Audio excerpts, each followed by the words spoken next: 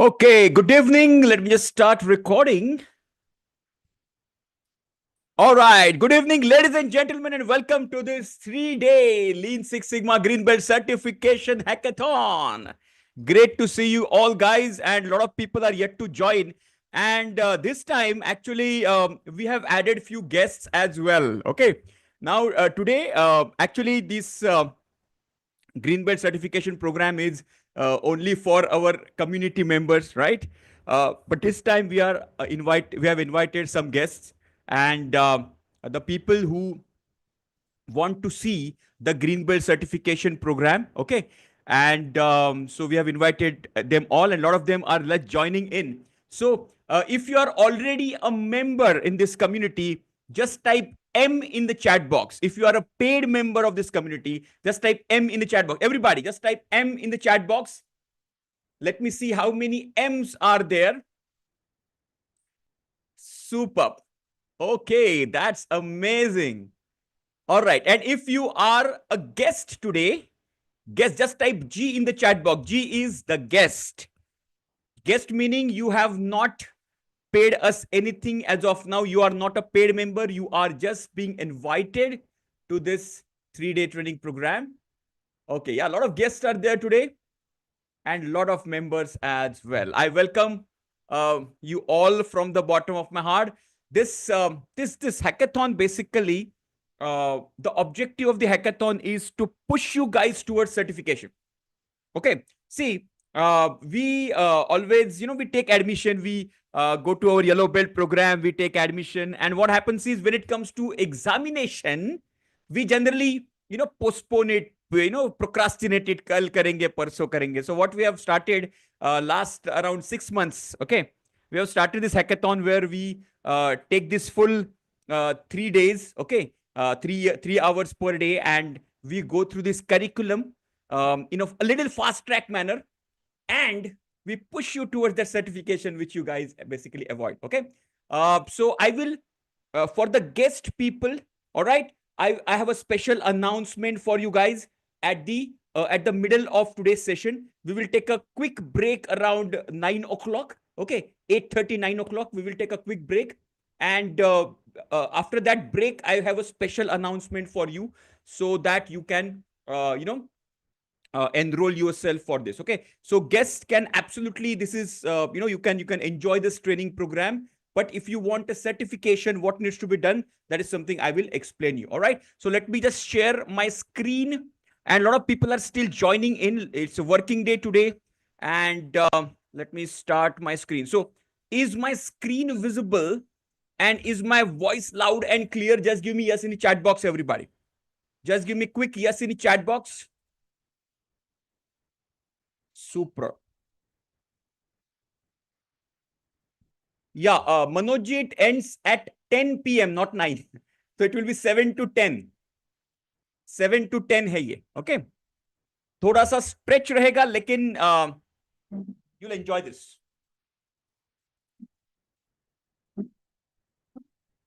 Okay, here we go. So there are a lot of people who have not gone through the even yellow belt program as well. Okay, so for them, yeah, Dr. Vamsi, right now it is into host and panelists. A lot of people who are joining in are new in the system. Okay, so we have just kept it to host and panelists. Doesn't matter. Your all messages are being read and will be answered. Okay, so for the new member, very new, completely new, Lean Six Sigma is a methodology which basically is an operational excellence methodology. Okay, just make a note of this. So in which it's a combination of two very powerful methods. One is called Lean, which is coming from Toyota, Japan, and other is called Six Sigma, which is coming from Motorola, US. Both originated in different time zone, different countries, but last more than 3 decades, this powerful combination is doing fantabulous job across industries, across various industries globally. Okay, that's why Lean Six Sigma certified people are in always in high demand. across the industry. So it's a combination of two very powerful methodologies, and we use a specific framework in this methodology, and that framework we call it as DMAIC, DMAIC. Everybody, please type DMAIC in the chat box. DMAIC, DMAIC. Everybody, please type DMAIC, DMAIC. And that this is a methodology which we go deeper into each and every level of this. Okay. DMAIC, yes. So how Lean and Six Sigma work together? Lean removes waste and increases the speed. So Lean removes non-value added activities and unwanted stuff, okay, from the system, and it reduces the time frame, the processes, etc. So it removes waste and increases speed. And Six Sigma reduces the variability, the variation, and improves the quality and reduces the defects, okay?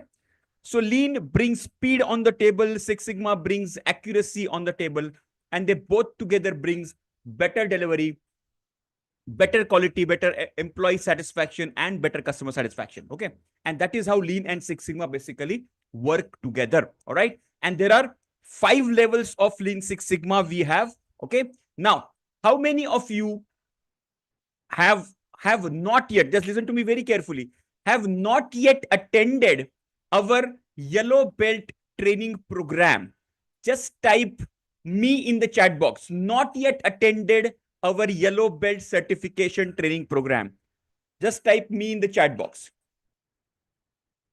Okay, so for those people, my team member is giving you the link, and I'm inviting you for our 4 hours free session on yellow belt. Okay, you can see here, correct, which will be completely free of charge on coming Sunday, 9:30 to 1:30, 9:30 a.m. to 1:30 p.m. Okay, 4 hours action packed, and you will get a lot of basic stuff out of it. Okay, and then comes the green belt, which we are undergoing right now, and then black belt and the master black belt. These are various levels. And see, the DMAIC framework remain common in all these frameworks. Okay, yes, all the people, please register and just type done in the chat box, registration done, so that we that will be.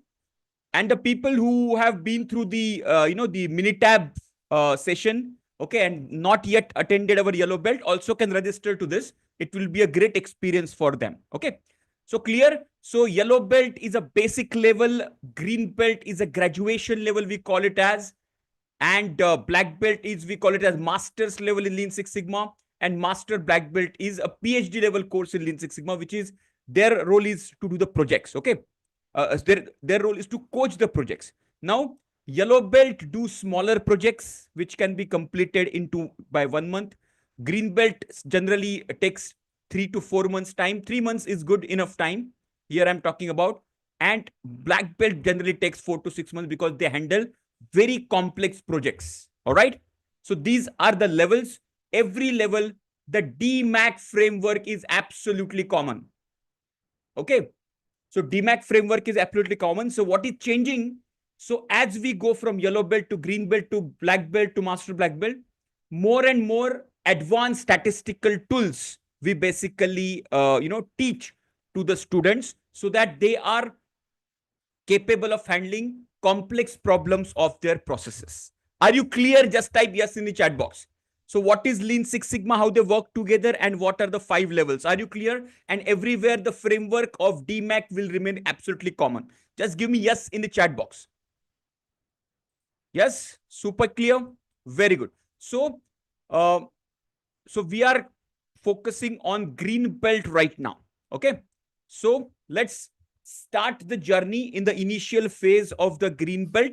This is what we call it as strategic forces of the organization. Then imagine this hexagon as your organization.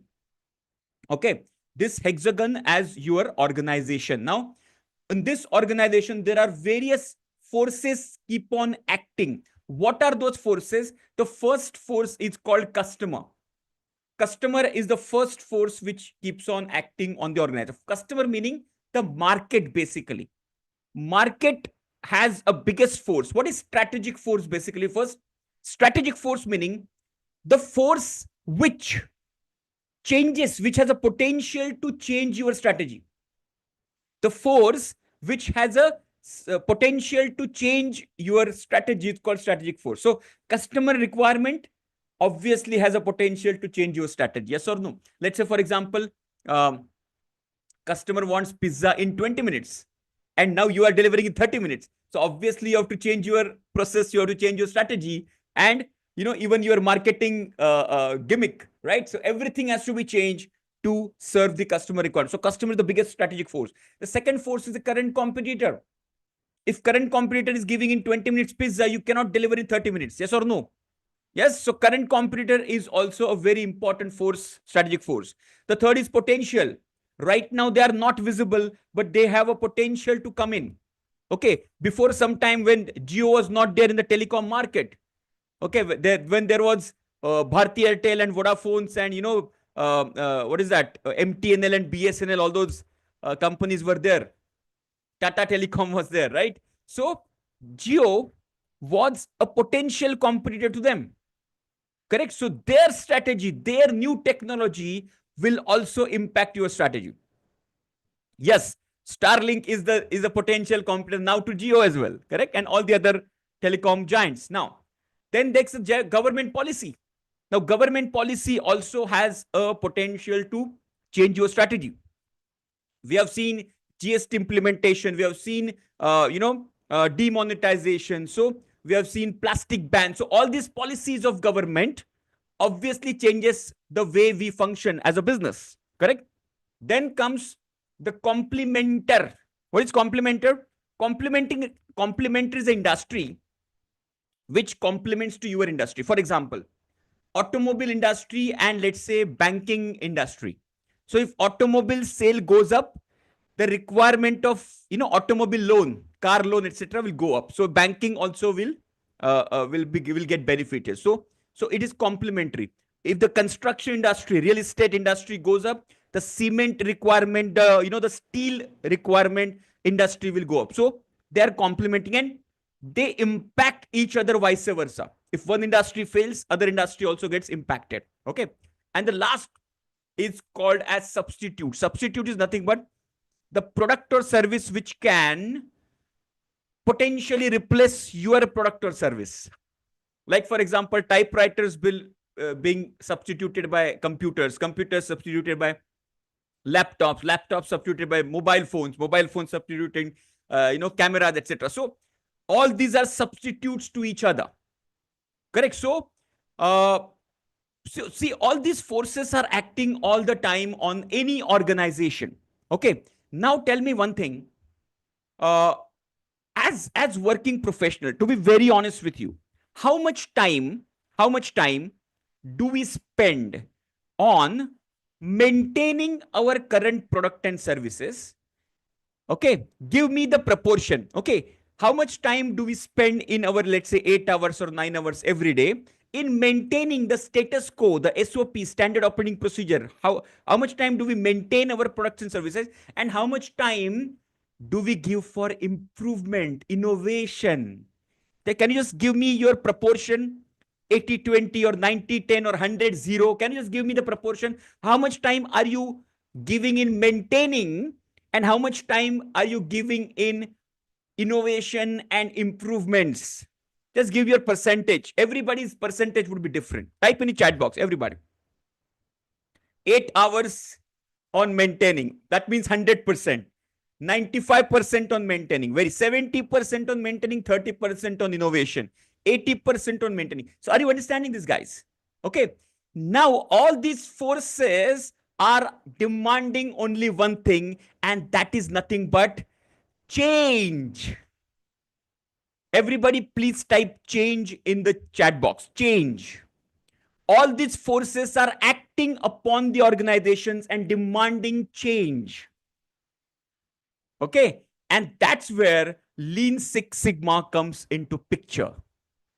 If you do not change, the organization will collapse. So there is a very famous quote by a very famous CEO of GE, General Electric. Okay. So ex-CEO of General Electric. His name is Jack Welch, very famous CEO. He was the one, after Motorola, he started implementing Lean Six Sigma in, in GE. According to him, understand this is very important quote. The rate of change of external meaning all these factors. The rate of change of external, if it is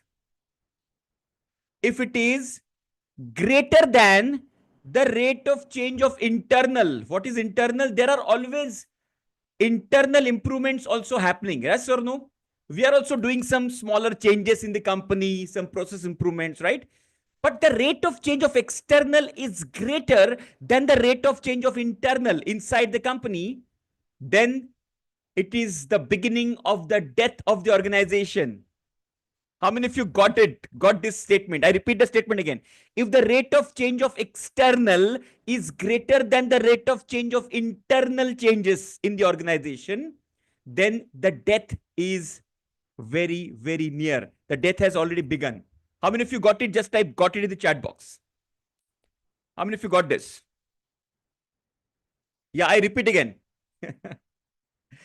I have repeated this statement more than Jack Welch did.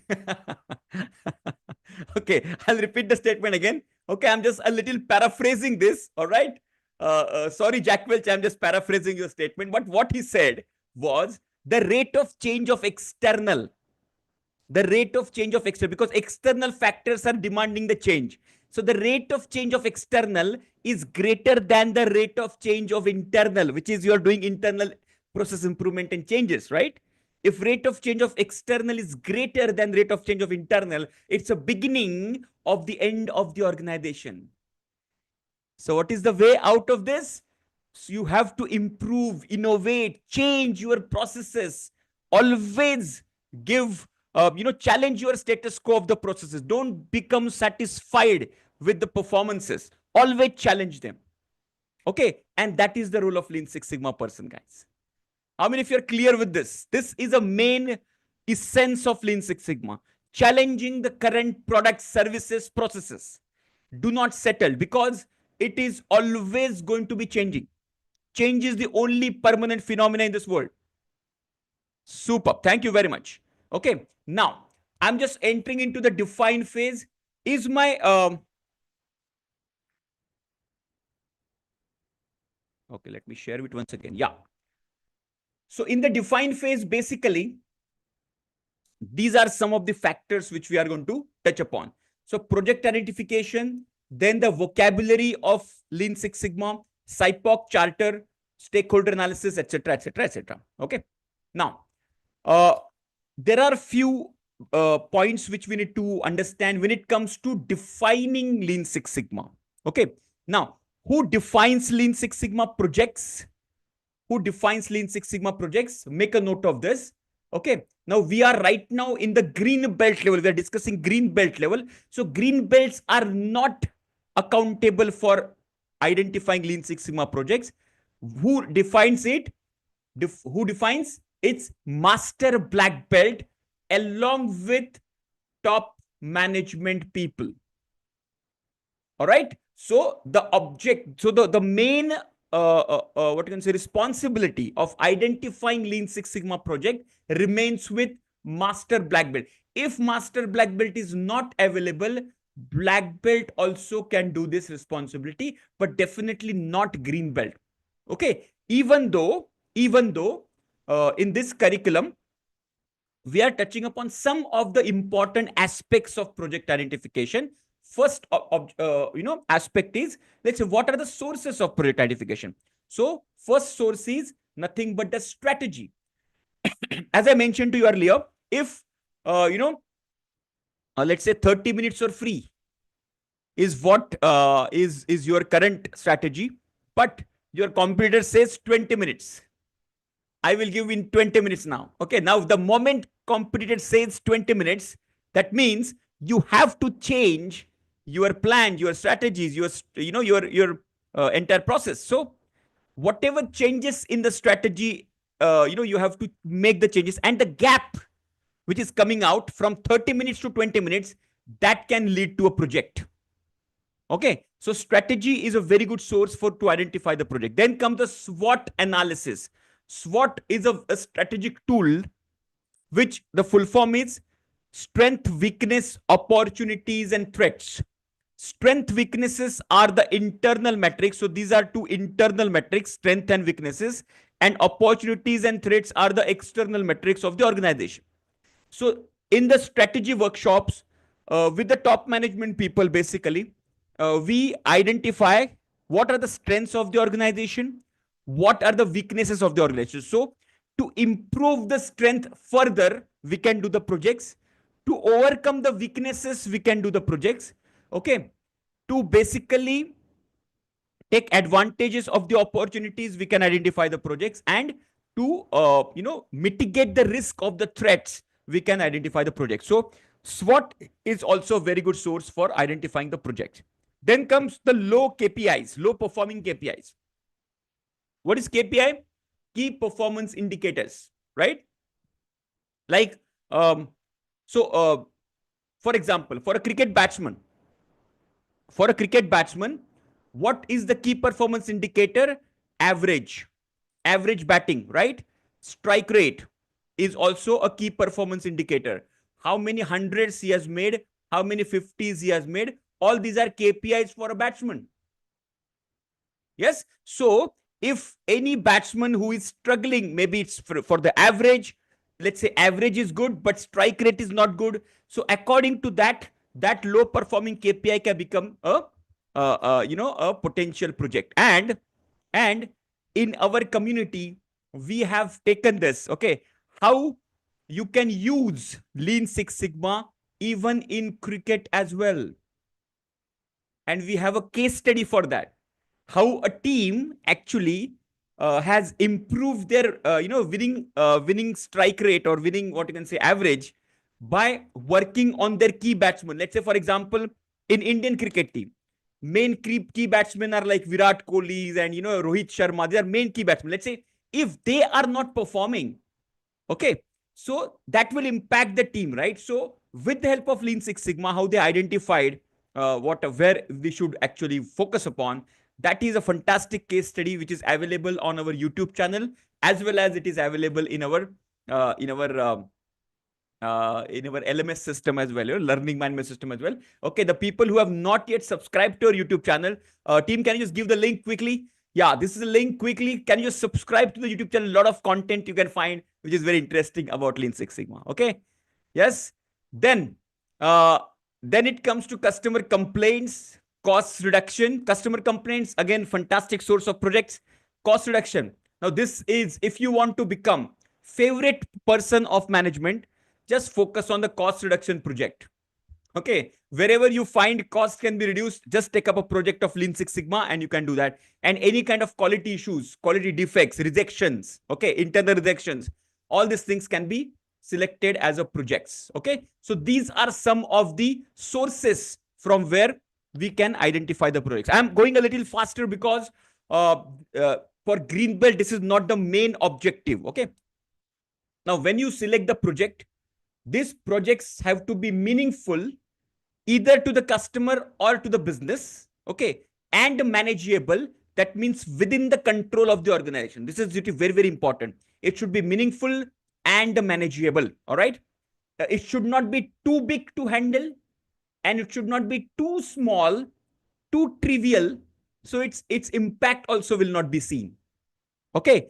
Too big to handle meaning just like World Hunger Project. Okay, correct. And it should not be too small where even impact will be pure saal mein 10,000 rupees saving. Okay, that will be a very too small project. So your project should be good enough, which should be within the control of the organization and should be important for the customer as well as for the business. Okay, so these are some of the indicators. Let me show you some what you can say graphical representation of urgency and importance of the project. Okay. Now, when it comes to urgency, let's say urgency on the horizontal axis and importance on the vertical axis. Okay. So our project should be somewhere over here. Understand? This is very interesting.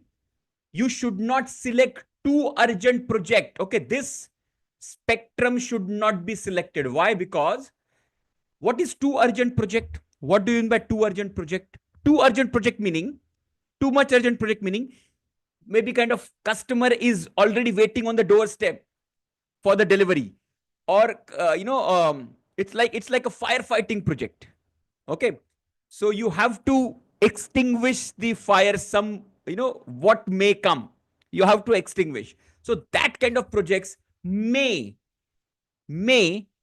impact the quality of the project. We may skip some of the important steps of the DMAC framework, and that's why too urgent projects should be avoided. It should be a middle ground between not so urgent and urgent. That's what this is the perfect ground where uh, see, if the yellow belt project at least take 1 month, okay, green belt project at least take 3 months. So you should at least have 3 months time to basically deliver the results, right? And that's why too urgent projects should be avoided. And on the other side, there is another spectrum called difficulty and importance. Okay, on the horizontal axis is difficulty, this axis is difficulty, and this axis is importance. Okay, now again we have to take medium difficult project. Okay, not too easy and not too difficult.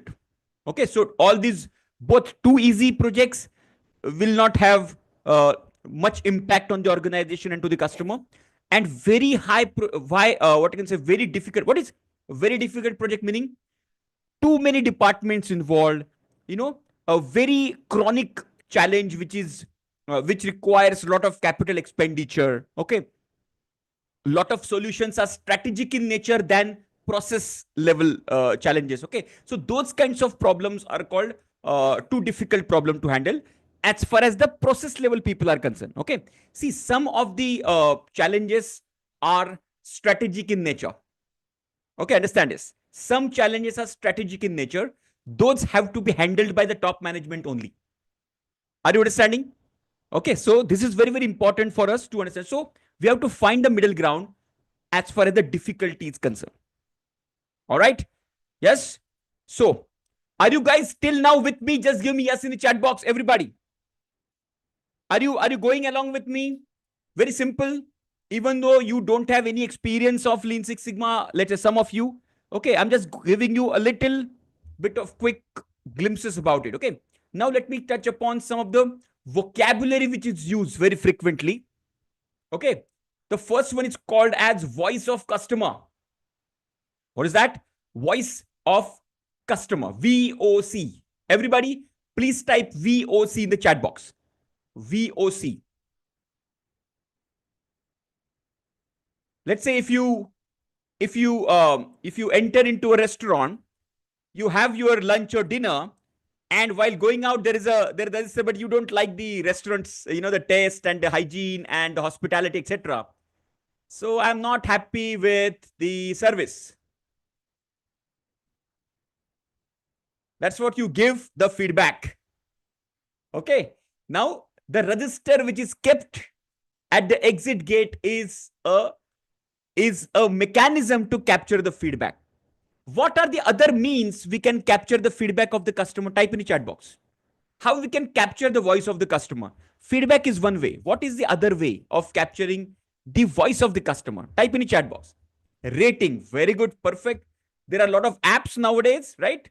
Even Ola and Uber, when we use, we have to give the rating to the to the driver, right? Survey forms, reviews, fantastic. Customer surveys, amazing. Feedback form, customer surveys, focus groups, right? Fantastic. Interviews also, you can take interviews of the customer. Correct? Super. Now, how many of you know? I don't know. But the moment, do you know that whenever you give the rating to the Ola and Uber driver, the Ola and Uber driver also gives you rating. How many of you know this? Just type yes in the chat box. How many of you know this? How many of you know this? Just give me yes in the chat box. Okay. Now I'll give you another example. Okay. You get your, when you book that cab, you get the rating of that person, right? Similarly, the company also has a rating of the customer. How many of you know this? And I'll go one step further. Let's say, for example, let's say Dhiresh Patil is waiting on Mumbai International Airport. Okay, and there is another person called Suresh. So Dhiresh and Suresh both are waiting. Dhiresh has got 5 rating, 5 out of 5, and Suresh has got 4 out of 5 rating. Dhiresh will get priority in booking and he will get better rate. How many of you know this? How many of you know this? And this is how the magic of the technology and voice of customer. So for them, you are the customer, and for him, you are also customer, right? So both are giving them the experiences. Yes or no? Yes? Super. Now, this is the important point. Now, lot of companies are going to the next level as far as. Now, coming back to voice of customer. Once you collect the voice of customer, guys, let's come to the restaurant example. Okay. Now, in the restaurant, tell me what will be very, very critical for your satisfaction and the quality. Tell me, what will satisfy you in the restaurant? What will make you happy in the restaurant? Type in the chat box.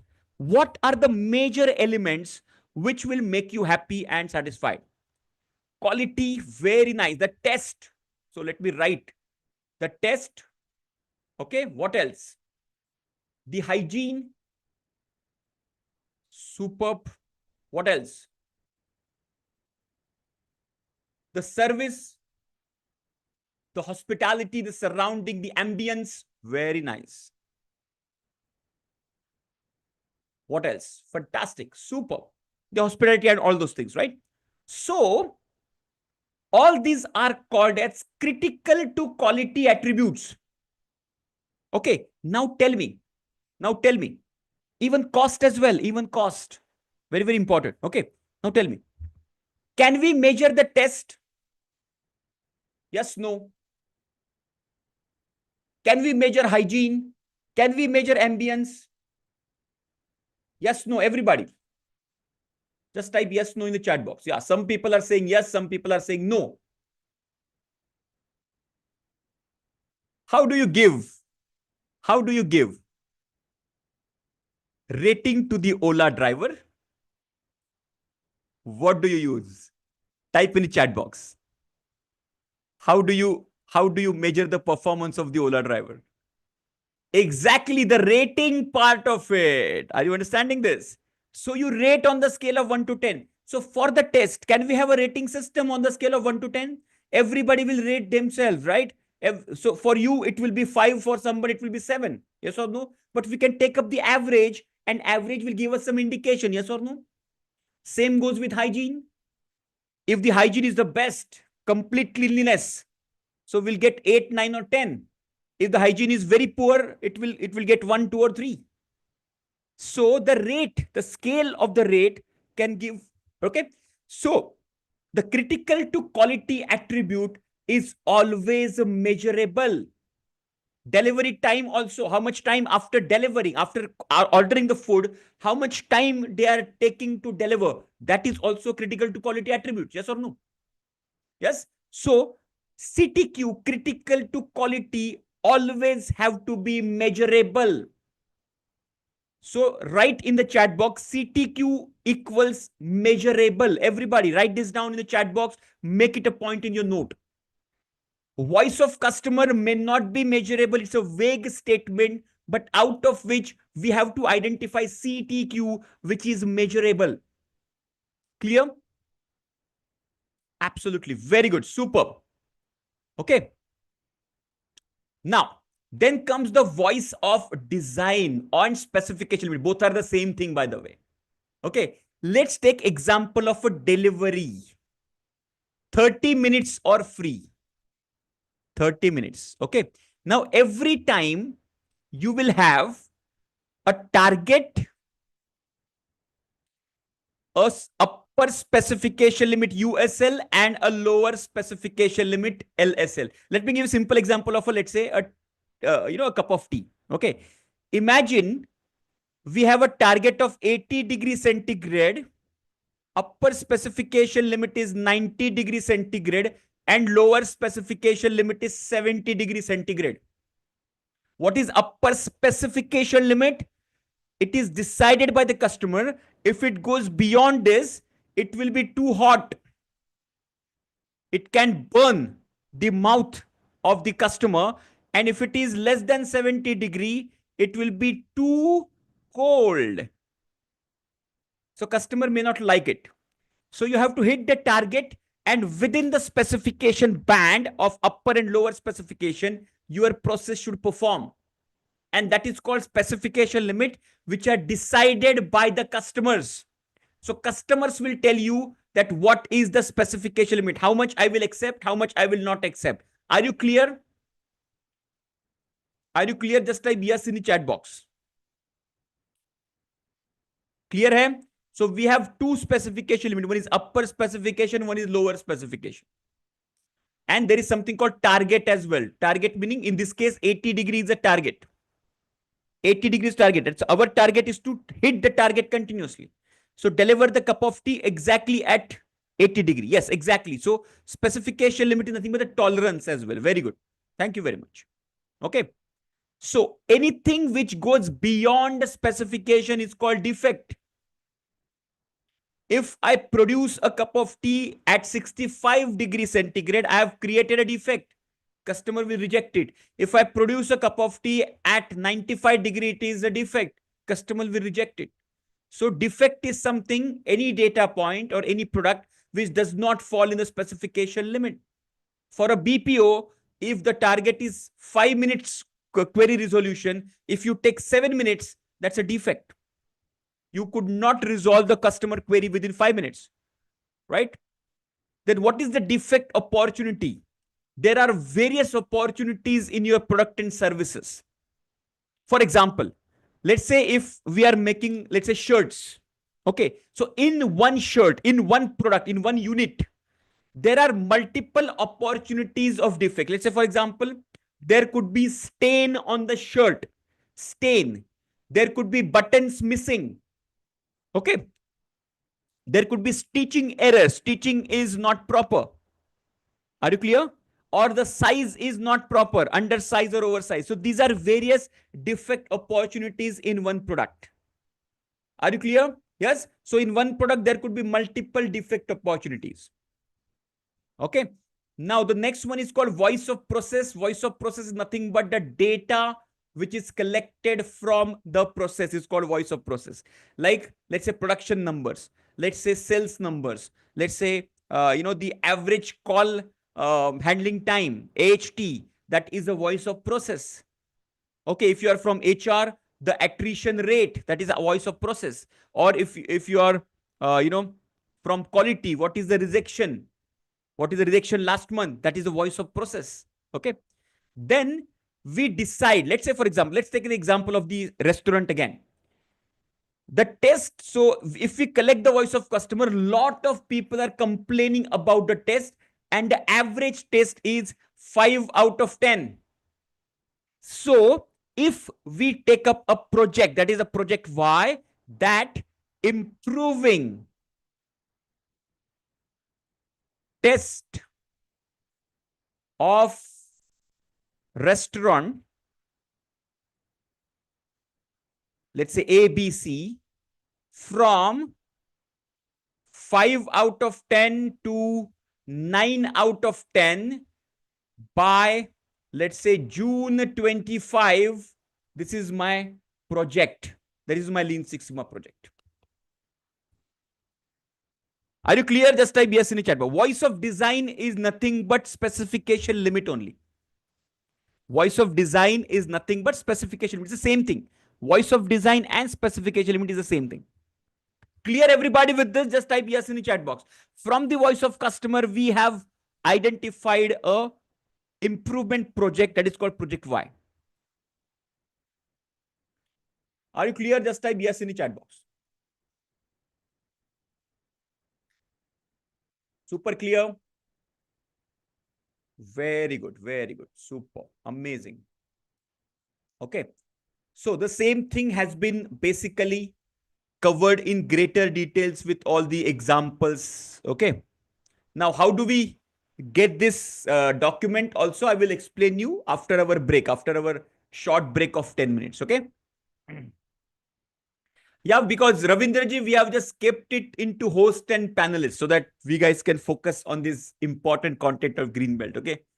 And but you can put your queries and I will answer your queries. Okay. Now coming back to so what we have done, we have just introduced ourselves to Lean Six Sigma, how they work together, what are the 5 levels of Lean Six Sigma, and then we touched upon how do we identify the projects, what are the main sources of the project identification, and then we have seen the vocabulary of Lean Six Sigma. Now we are going to talk about Cano model. Now, when we collect the voice of customer, okay, there was a professor, Dr. Noriaki Cano, okay, from Japan, of course, and he basically mentioned this Cano model, very important, powerful Cano model. Okay, according to him, once you collect the voice of customer, let's say you collected the feedbacks from the customer. These feedbacks you can bifurcate into 3 parts. One is called the basic feature. Second is performance feature. Third is delighter feature. Let me give you an example. Let's say I'm using a marker. Let's say I'm using this marker. Okay. Imagine it's a whiteboard marker.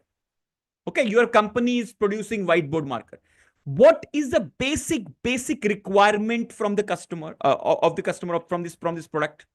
What is the very basic expectation from this product? Type in the chat box, everybody. Everybody, type in the chat box. Basic requirement. It should write. Yes or no?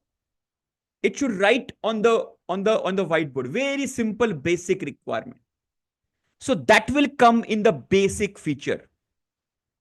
If that is also not being served, customer will be very unhappy, very dissatisfied. Yes. So there has to be one basic feature. Now let's say comes to the performance feature. What is performance feature? Imagine this marker earlier used to run. If I run it continuously, it would run for 1 month. But now companies have done some research and development work, some Lean Six Sigma project, and improve the performance. Now this marker is running for 2 months now with the same cost. So the performance has improved. It is lasting longer. Exactly. That is called a performance feature. Let's say your car, which was giving 20 kilometers per liter mileage, now it has started giving 25 kilometers. So that means the performance has improved. Yes or no? Are you understanding? So one is the basic feature. One is the performance feature. What is the basic feature of the car? It should start the engine. It should take you from one point to another. If you apply the brakes, it should stop. Okay, it should function smoothly. These are the basic features. Performance feature meaning the mileage. Okay, low maintainability. These are the performance feature. Let's come to the delighter feature. For this marker pen, what is delighter? Something which is not expected by the customer, but you are giving this. For example, with this marker, I'm giving the eraser. Marker and eraser together. Marker with a digital clock inside, inbuilt digital clock. Marker with the scented ink. When you are right, it will smell amazing. It will give you the fantastic aroma. So all these things, or something free along with the marker. These are called delighter feature where customer is not even expecting it. Are you understanding this? Yes. So these are called 3 features. Now what Cano says, when you capture voice of customer, okay, when you are identifying the projects, make sure basic feature, if you're not there, this should be your priority number 1. Performance. If your basic feature is not, your voice of customer has got lot of complaints about the basic feature, that should be your priority project number 1. Are you understanding? Okay. Then if all the basic features are working fantastically well for your product and service, then you go for the performance feature. That's your priority number 2. And then you go to the priority number 3. Do not do the exactly opposite. Lot of companies, lot of people choose performance, features first when their basic features are not in place. Are you clear with a simple fundamental understanding of Cano model? Just type yes in the chat box. It is very simple but very powerful. Very simple and very powerful. Some people say it's very commonsensical, but common sense is not commonly available. Are you clear with this? Very, very powerful. Amazing. This is called Cano model. Okay. So basically it talks about these three categories, and you have to basically select what is the basic feature, what is the performance, and what is the delight. And accordingly, you select your projects. Okay. Clear hai? Superb. Now, after Cano model comes is there are there are internal projects also. Okay, let me show you how we can basically select internal projects. Let me just so this is how there are two ways of selecting the project. One is the external project from the voice of the customer. You select the project, you prioritize with the help of Cano model. There is another way called as on the basis of the business, voice of business. We call it as VOB, voice of business, which is internal. So how we do that? We basically uh, put all the processes in place. Okay. Like P1, P2, P3, P4, P5. Okay. I'll give you example of this. First, put all the processes like this, and then you identify what is the yield of each and every process. Okay. Now this is very simple. The name seems to be complicated. I will make it very simple. Okay. Imagine there is a process called surface preparation, then pre-coating, and the lead coating, and the primer application, the painting. Imagine these are the 5 stages of some painting operation. Okay. Now, surface preparation has got yield of 97. Now, what does it mean? It means, let's say if I'm putting 100 pieces in the surface preparation, I'm getting 97 pieces without any defect first time right. It is called first pass yield. Okay, yield meaning 97 pieces will come out without any defect. Are you clear? 3 pieces will have to be done again. Rework karna padega usko. Yes? Are you clear with this concept of yield? Yield meaning how many pieces you are making first time right. For the service environment, let's say you are working in a call center, you are receiving 100 calls. How many calls you are resolving the queries of the incoming calls, incoming queries, first call, within the first call itself? Are you understanding? That is called the yield. Okay, so it is applicable in all the industries. Okay, similarly, pre-coating has got 94%, which is 0.94. Then lead coating is 93%. Again, primer is again 93%. So when you're putting 100 in, 93 coming out without any defect. Okay. And the painting is the lowest yield, called 60% yield. Okay. Yes. OE has got 3 factors into this, right? So performance hai, quality hai, and then uptime hai. So these 3 factors are there. We are only talking about, the quality part of it here. Okay. Yield is only the quality part, we can say. All right. Now, so if you multiply this, if you multiply all, okay, 97% into 94% into 93% into 93 into 60%, you get 47.32%, and that is called the first time. This is the yield of the entire value chain. So if I put 100 pieces in here, I will get only 47 pieces without any defect. Remaining 53 pieces I have to do rework. Are you clear with this? Just type yes in the chat box. Yes, समझ में आया? Just give me yes. Very simple, very easy. It's a sequential operation. एक के बाद एक, एक के बाद एक, एक के बाद. It's a sequential operation. Clear? Now, which is the lowest yield in this? Type in the chat box. Which is the lowest yield? Very simple. It is process number 5, which is painting. Are you clear? Because it has got 60% yield. Majority of the defects are coming there. So what do we do here? We select the yield, we select the painting, which is the final process, as our focus area, and we collect the data. What are the rejections here? In the painting, what are the different types of defects which are coming in? And then we will do a Pareto analysis. A Pareto analysis. Are you understanding? Yes. So then we will do a Pareto. How many of you are aware of Pareto analysis? Just type yes in the chat box. It is also called as 80-20 principle. Yes, the people who have gone through our yellow belt, we have covered this in the yellow belt. Yes, Pareto. So what we do, we collect all the defects and rejection coming from the painting, and we do a Pareto, and we will select the top priority defects, top priority 20% defects, which are impacting 80% of it, and that will become our project Y. So it can be project Y1, project Y2, and project Y3. So similarly, we can select multiple projects internally as well. Do we need to do the whole process from P1 to P5? Yeah. So Vijay Lakshmi, we need to focus on the lowest link right now.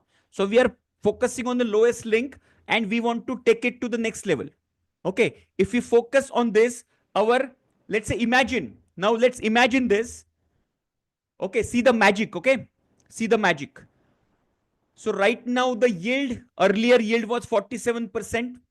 Imagine the painting yield, we improve from 60% to 90%. Can we do the multiplication once again? Okay, let's do the multiplication once again. Now imagine the multiplication once again. Imagine after doing the projects, all those 2-3 projects, the yield of painting now has gone up to 90%, let's say. Okay, so can you just pull out your calculators and do this calculation? 0.97 into 0.94 into 0.93 into 0.93 again into 0.9. Can you just do this multiplication? Give me the answer in the chat.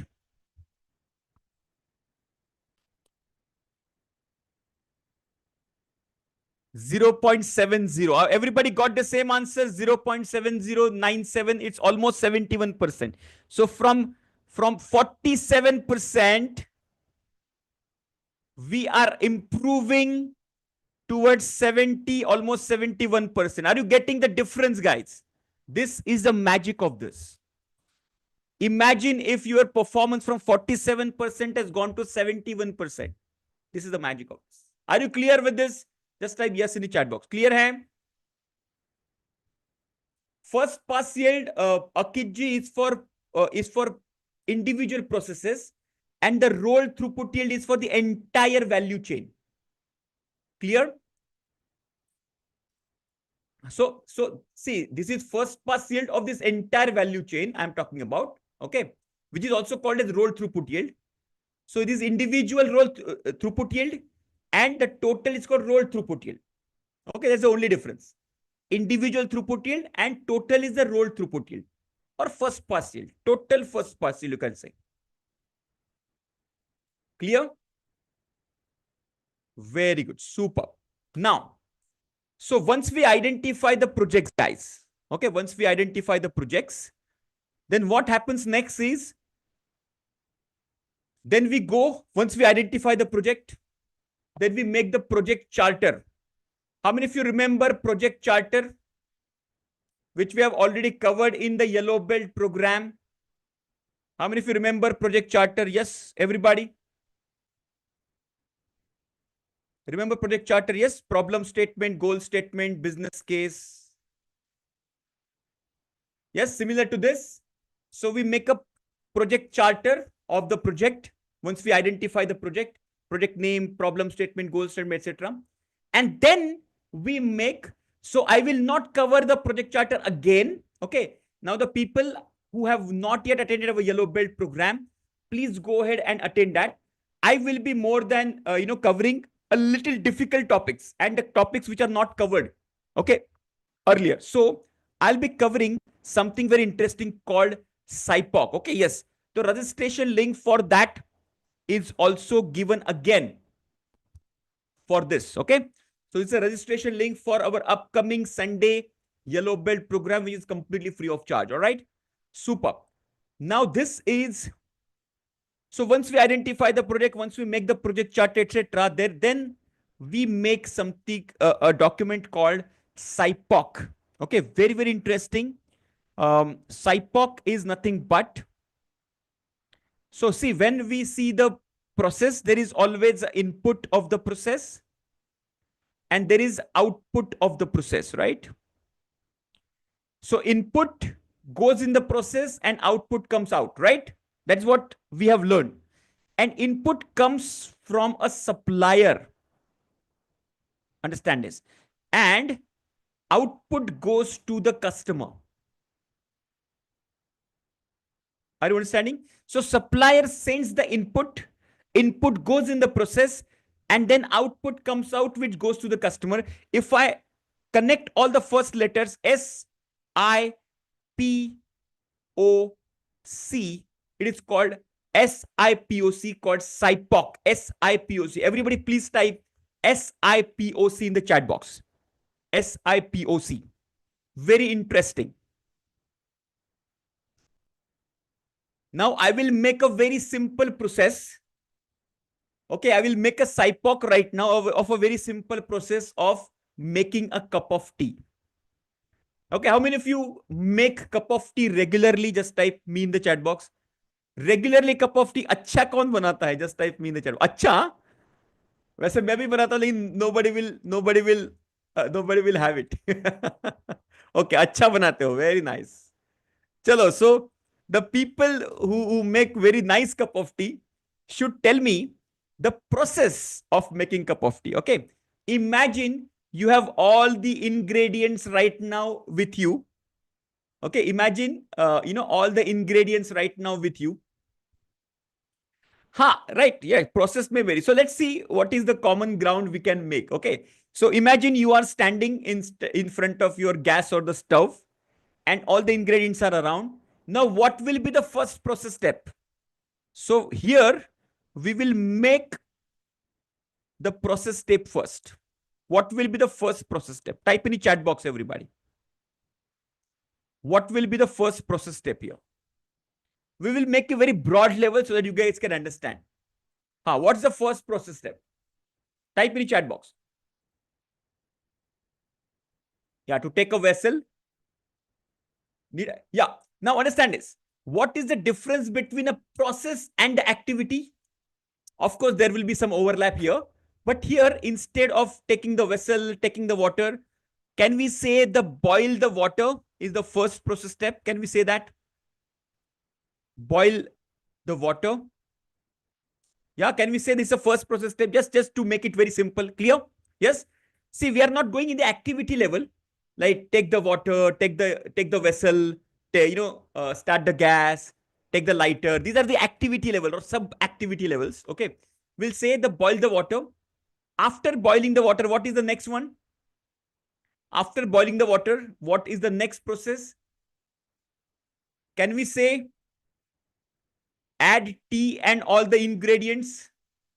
Yeah, so add all ingredients, right? Add ingredients. Okay. After adding all ingredients, so imagine it has started boiling. We have added all the other ingredients like tea powder, milk, and sugar and everything.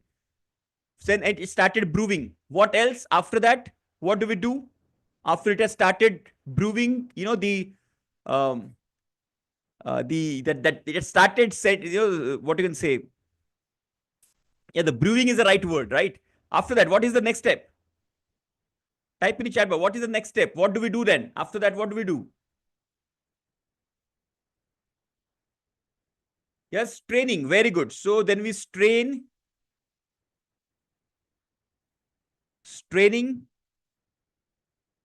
or filtering. Yeah. And then let's say serving, or straining and serving. Let's say, for example, straining and serving. Correct? So let's imagine these are the three stages. Okay. Now, boiling the water. What are the inputs? So let's say we have the vessel as the input.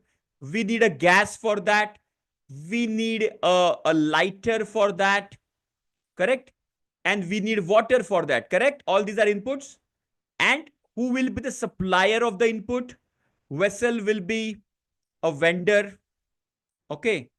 Gas will be, now in Mumbai we have the Mahanagar Gas and other companies who are producing. So let's say the gas company, I would say, is uh, is the vendor. Lighter again is a vendor. Water maybe from municipal corporation. Okay. So let's say corporation or the society, let's say, I would say. Okay. So these are the suppliers. Now adding ingredients. What are the inputs for the ingredients? So we have milk, we have sugar, we have tea powder. Okay, we have ginger and all those things.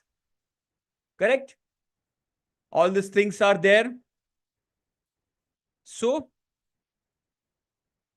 and all these things will come from the respective vendors, right? Yes? Correct, everybody? Very good. What is the input for the strains? What is the input for straining and serving? The input for straining and serving is the strainer and the cup, correct? The strainer and the cup. Again, from the respective vendors. Now, coming back to the output, boiling the water. So, water boiled will be the output. Who will be the customer? Customer will be the, let's say you have a tea stall. Okay. So the tea stall vendor will be the customer. Adding ingredients. So the output will be ingredients added. I'm just writing in short, ingredients added. Again, the vendor will be the customer. Okay. And the straining and serving. So a cup of tea served. Cup of tea served, right? So this will go to the final customer. So here customer will be the customer over here. Are you clear with this process? Just type yes in the chat box. Are you clear? So what we have done? First, we have written the process. We have written the input and the supplier, and then output and the customer of each and every process step. Okay. Now, why this is so much importance here? This is nothing but a broad level process map. Okay. In which, if you want to improve the test of T, okay, you remember the equation y is equal to function of x. How many of you remember y is equal to function of x? Where y is the output. Let's say test of T is my y. Test is my y. All my x's which are, which are impacting my x, all these are there in this input column. How many of you can see this? So in my input column, in this column here, this column, all my x's are listed. How many of you got it? Just type yes in the chat box. In my second column called input, all my x's are listed. How many of you got it? Just type yes in the chat box. Have you understood this? So if you want to impact the test, just focus on all the inputs. Okay. And if you want to improve the test, this is the process. This is the boundary you need to focus. So this defines the boundary. Okay. This defines the inputs. This defines all the important stakeholder of the project. Now, if you see the column number 1 called supplier and column number 5 called customer, this is column number 5. All these two columns, supplier column and the customer column, all these two columns, whoever is there in these two columns are the stakeholders of this project. What do you mean by stakeholders? Stakeholder meaning the people who are impacting and getting impacted because of this project, because of this problem. Right? Are you clear? So they are all stakeholders. So SIPOC is a very important document which defines the process, which identifies the inputs and identifies the stakeholder. Are you clear? Just type yes in the chat box. with a very simple. When you will make SIPOC for your own process, you will get amazed with this entire, result. Are you clear, everybody? Just type yes in the chat box. Super clear with this? Amazing, amazing. Super. So now let me cover some more topics in this define phase. Okay. In what is F? In this, what is F? F kya hai? SIPOC, na? SIPOC, SIPOC, right? So it is called SIPOC. So there is no F in this. Okay, so then the next part, once you identify the stakeholder, okay, there is something called stakeholder analysis. Very important tool called stakeholder analysis. Okay, what is stakeholder analysis, guys? Stakeholder analysis is, now see, Lean Six Sigma is a team project. So we make a team of the people. So what we do, we take, people from all the stakeholders. People from supplier, people from vendor, people from the process, people from quality, people from sales. Okay, whoever are important, getting impacted because of this, we make a team of them. Okay, now you must have observed this, behavior of the people. Okay, now let me just explain you this. See how many times you would have seen when, let's say, your CEO or your managing director or the director or vice president, okay, whoever is leading the team, okay, the top boss, whoever is there in the room, imagine, okay, all the stakeholders will be very enthusiastic. Yes, sir, we will do it. And yes, madam, we will do it. And we are all together. We will all support. But the moment the actual work starts, okay, imagine the project, what you can say, kickoff meeting. Imagine your CEO is giving a speech that this project is very, very important. We all must give our level best to make this project successful. And everybody said, yes, yes, yes, we are all there with you, etc., etc. Then the time comes when the project starts and you are the project leader. You ask to collect some data, but the data never comes. They will commit you. Okay, I'll give you the data in 2 days. I'll give you the data in 1 week, but the data never comes. You follow up with them multiple times on a phone call, on an email. Okay, you meet them. They just give the commitment, but they never perform. The enthusiasm which was shown in front of the management will never sustain. How many of you have experienced this? Just type yes in the chat box. Have you experienced this kind of behavior? Boss के सामने तो सभी performance होते हैं but when it comes to real performance, then it all collapses. They never basically show up. They will never respond. Yes, so to get them engaged, because it's a team effort, okay, you have to analyze their engagement, and that's why stakeholder analysis is very, very important. Okay, so there are various levels of engagement we have, like a supporter level. You are supporting full-fledged compliant level. They are, following whatever you are telling them. Indifferent, unko kuch farak nahi pad raha hai. Uncooperative, they are not cooperating. Opposing, and hostile. Hostile meaning they are aggressively opposing. Okay, there are various levels of commitment. Some are negative committed, some are positively committed, right? And then you would see some P and R here. Okay, what is P? P stands for present level of commitments. You can see here, for example, let's say sales department. So here in this horizontal axis, all the departments are sales department, top management, employees, customer, supplier, all these are stakeholders. Okay, let's say sales department presently opposing the project. Let's say this example. This reason could be multiple. We don't know the reason, but right now they are having a lot of resistance to this.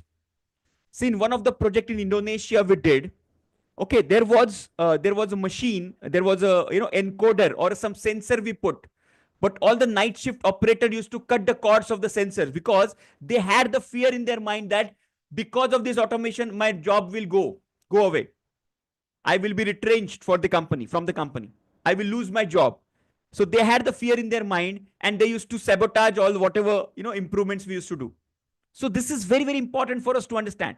Oppose can happen because of so many reasons. But right now we need to acknowledge it. So here, P represents the present level of commitment and R is a required level of commitment, and there is a gap here. So and in this project, you want sales department to be compliant, to obey whatever, to follow whatever instructions are being given, to support the project. Are you understanding? Management, you want them to be supportive, and they are supportive. So P and R in the same position, meaning present level they are supporting and they're required to be supportive. Okay. Employees, presently they are uncooperative, but you want them to be compliant. Okay. So similarly, you can basically gauge each and every level. Okay. And your role is to bring them to the compliant and the supporter level, all of them. Okay. And how do you do that? By continuous communication, understanding their challenges. Okay. For example, let's take example of sales department. They are not giving you the data. You're asking for the data, but they're not providing you the data. But when you deep down, you dig it deep, you will understand that there are a lot of people leaving the sales department. There are very limited people working in sales department, and they are already overburdened. There is huge pressure of sales. They have to deliver the results. On over that, they are put in the project. How can they perform? Are you understanding this? So you have to understand the real challenges, communicate with them, if required, escalate to the top management so that it can be resolved as soon as possible. Is a document where you can check the engagement level, and your role is to, by communication and escalation, to improve them from the lower levels towards the supporter level. Are you clear with this? Just type yes in the chat box.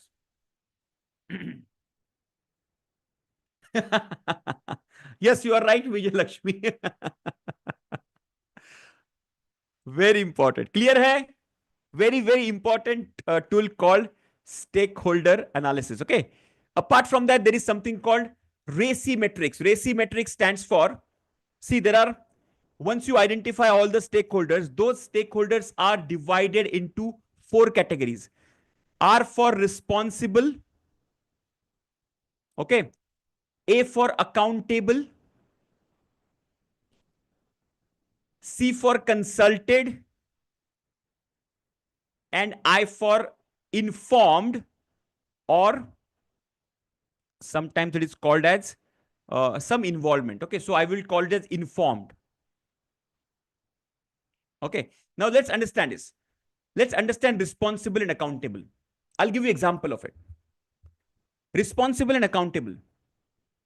Let's say cricket. Let's take a simple example of cricket. Cricket batsman is responsible for making the runs. Bowler is responsible for taking the wickets. Fielder is responsible to stop the runs. Okay. But ultimate accountability lies with the captain and the coach. Are you understanding with the responsibility and the accountability? Just type yes in the chat box. Clear hai?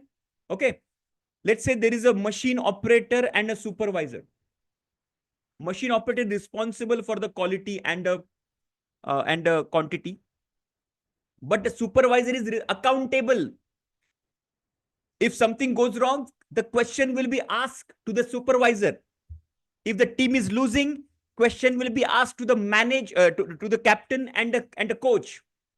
It's because accountability lies with them. Are you clear? Then comes to consulted and inform. So you have to find out who is responsible, who is accountable. Okay?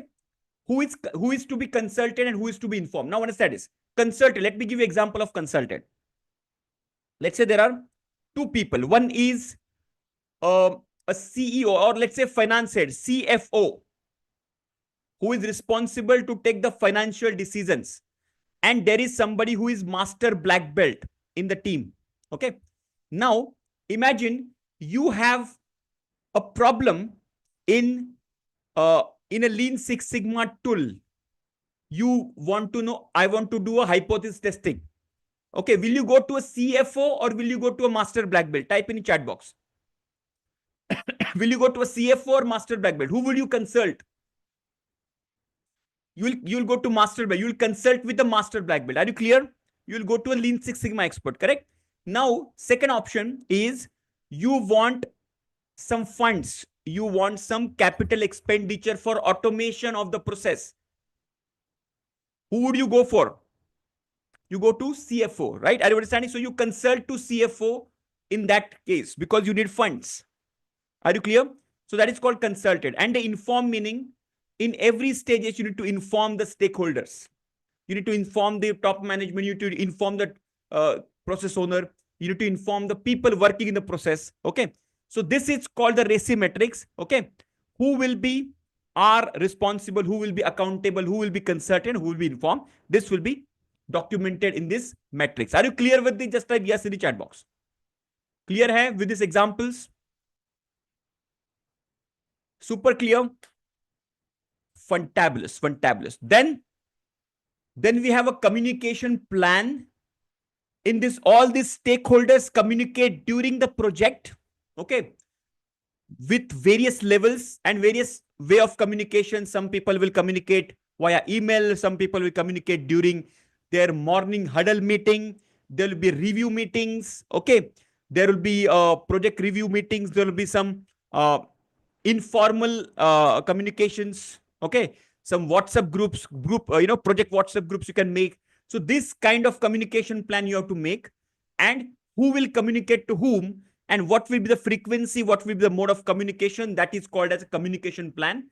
Okay. So everybody will have awareness about how the communication will happen, who will initiate the communication, who will be the sender, who will be the receiver, what will be the mode of communication. Okay. Everything will be there in the communication plan. Okay. So that is all about the define phase. Are you clear with it? Just type yes in the chat box. Can we quickly revise whatever we have covered till now in this define phase? Can we just quickly revise since 7 p.m. whatever we have covered? Just type in the chat box quickly. Just randomly can just type the topics. The sequence is not required. Just randomly can you just type the topics, whatever we have covered. Yeah, DMAC framework we have covered. Very good. So Lean Six Sigma, difference between Lean and Six Sigma. Very good. Super. What else? Project selection, RACI metrics, SIPOC, stakeholder analysis, the vocabulary, voice of customer, voice of process, it's like Cano model. Very nice. Very good. Super. Project charter, strategic forces. Yes, in the beginning we have understood the strategic forces, Porter strategic forces. Fantastic. Amazing. Amazing. Super. So what we have done, we have identified the project, the sources of identifying the project, right? External way and internal way of identifying the project. So all these things we have understood. So once we identify the project, make the project charter, make the team, SIPOC, make the SIPOC, stakeholder analysis, communication plan, RACI metrics. Once we make this all, our major chunk of the define phase is completed. Okay. In our community, in our project, in our define, what do you say, in a green belt level, we have a ready-made templates for the project. So you can download those templates and use it in your project. Okay. Now what we will do is, right now we are going to take 10 minutes quick break. Okay. It is 8:24, almost 25 now. We will be back at 8:35 sharp. Okay. And once we are back, I am having a special announcement for the guests who are attending the session for today. Okay. The guests who are not the paid members as of now. All right. So for them, I have a special announcement for them. All right. So make sure you check, get a quick break of 10 minutes and be here back at 8:35 sharp. Are you clear? Just give me yes in the chat box and I'll see you at 8:35 sharp. Once you are back, just type I am back in the chat box in at 8:35 and I will give you some super special announcement. Okay. See you on the other side of the break. Enjoy this.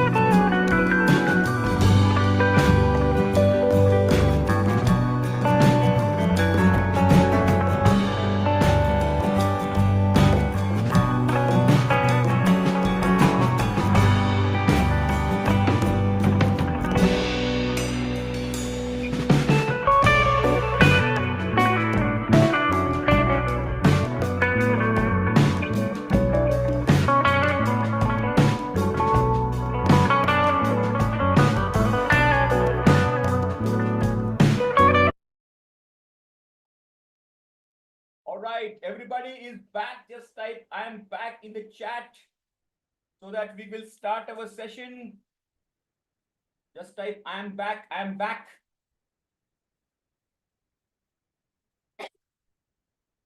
Yeah, I'm just waiting for a few more people to join in because a lot of people have gone for the break. Okay. Super. Let me just quickly give you a quick update about it.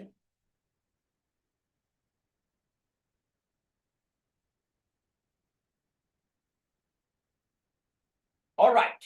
चलो, I hope you have had a हम लोगों ने साइपॉक में तो चाय बनाई थी लेकिन I hope you would have had a cup of tea. Okay, my mic is not there with me. Okay, you've had a good cup of tea. Ha, my voice was low. Superb, guys. So, see, this session, there was one difference that, as I mentioned earlier, a few people joined late. Okay. This session, there are our paid community members right now. Okay. And in this session, there are few guests as well. Okay. And in the beginning, I asked who are the paid members type M and who are the guests type G. Okay. Now, what is the logic behind this? Because a lot of people wanted to see how this goes, how we can adopt it properly or not, etc., right? So what is the so for the people who are the guests right now, in the communication it is mentioned. So see, this is actually for the paid participants only. This entire program is for the paid participants only. But as a guest, you can appeal, you can go through this entire 3-day program without paying a single rupee. But only restriction is that you will not be allowed to go for the examination and get the Lean Six Sigma Green Belt certificate. That's the only way out. Okay. Now let me explain you how you also can be a paid member as well as become a paid Lean Six Sigma Green Belt certified member. So let me give you a quick glimpse about how to go about it. Okay. Now, actually speaking, yeah. Um, so this is my screen visible to you guys? Just give me yes in the chat box. Visible hai? Yes. Very good. So the people who are guests right now, who are not paid member of SNG as of now, right? So this, let's 5 to 10 minutes. This is only for them. Then we will start our next program. Okay, next session. Okay. Now, Lean Six Sigma Green Belt, which is CSSC internationally accredited certification. The market price for this program is 25,000 plus GST. And you have seen some of this part in our Yellow Belt program as well. Okay. Now, so what basically we cover? So some of the people here are already going through the Green Belt course content because they have already 24 by 7 access given. So 24 by 7 access given of a complete recorded course. And we have 2 weekly live sessions, one on Saturday and one on Monday, 7:30 p.m. to 9 to 9:30 p.m. Okay, we have the live sessions every week twice. Understand this? Okay. So, and our certification is CSSC accredited and a lifetime validity. Once you are Lean Six Sigma Green Belt certified, you will be lifetime Lean Six Sigma Green Belt certified. Plus, you will get a mentor support on the WhatsApp. All right. And this is a 3-day hackathon. Also, you will get as a package itself, where you can complete this certification faster. And that's why our completion rate is massive, 75%. Nobody beats it in the industry. Okay. So this is all inclusive in our package. Okay. As far as the paid participants are concerned, what else is included in this package is the Minitab software. The Minitab software, if you go, it is 1.55 lakh rupees, which is, let's say, 1.5 lakh rupees per annum subscription software. We are going to give you the access of this software, which you can use it for lifetime. I repeat again, I will give you the software called Minitab with the lifetime access with this package. Okay. Along with that, a course called Minitab Mastery course. And whatever live sessions we do, the complete recording of the live session in the masterclass archive. This all four packages you will get inside this. So total value of this, including green belt certification, the Minitab software, Minitab mastery course, and the masterclass archive package. This market price is 2.3 lakh rupees plus GST. The biggest contributor is the software. Okay, but today you would have received a link in the message. Okay, and the offer which was given was for a very limited time. Okay, you need not to make payment of 2.3 just for the green belt and this. You just have to make the payment of 4,999 plus GST. Okay, and here is the link I'm giving once again for the guest people who are there. If you want to get yourself certified into this Lean Six Sigma Green Belt, see, this entire 3 days is completely as a guest you can watch. But if you want the Green Belt certification and the Minitab and this entire course access with you, all right? So this is only a small amount we are, asking, and this is only for the guest people. The paid members have already enrolled even for the green belt and the black belt combo. Are you clear? First of all, are you clear, everybody? Just type yes in the chat box. All the guests here who are non-paid members in the room right now, are you clear with this offer? Just give me yes in the chat box. Okay, so we are keeping this offer available for next couple of days. Okay, but I would highly recommend you, because see, tomorrow we are going to go for Minitab exercises. Okay, so the people who are having Minitab, they will do the hands-on Minitab exercises, but the people who are not the paid members, they will have to just observe and watch. Correct? So I don't want you to just observe. I want you to get completely involved into this entire process. So the people who are guests today, this is the only investment you need to make, and you can be a part of our community. You can get the Minitab software and the green belt certification as well. Okay, yes, so the link is there. Plus what was that? Can you just yeah, so super. Yes, Palashji. Yeah. No. You don't have to. You don't have to. Yeah, you are already a paid member. Yes. Okay. Now just save this number. Okay. ये जो number दीजिए पलाश जी को, just personally वो number दीजिए अपने mentor का. Palash ji, this mentor's number you need to save. Okay. So that you will receive the regular updates of the live sessions and the hackathons like that. Okay.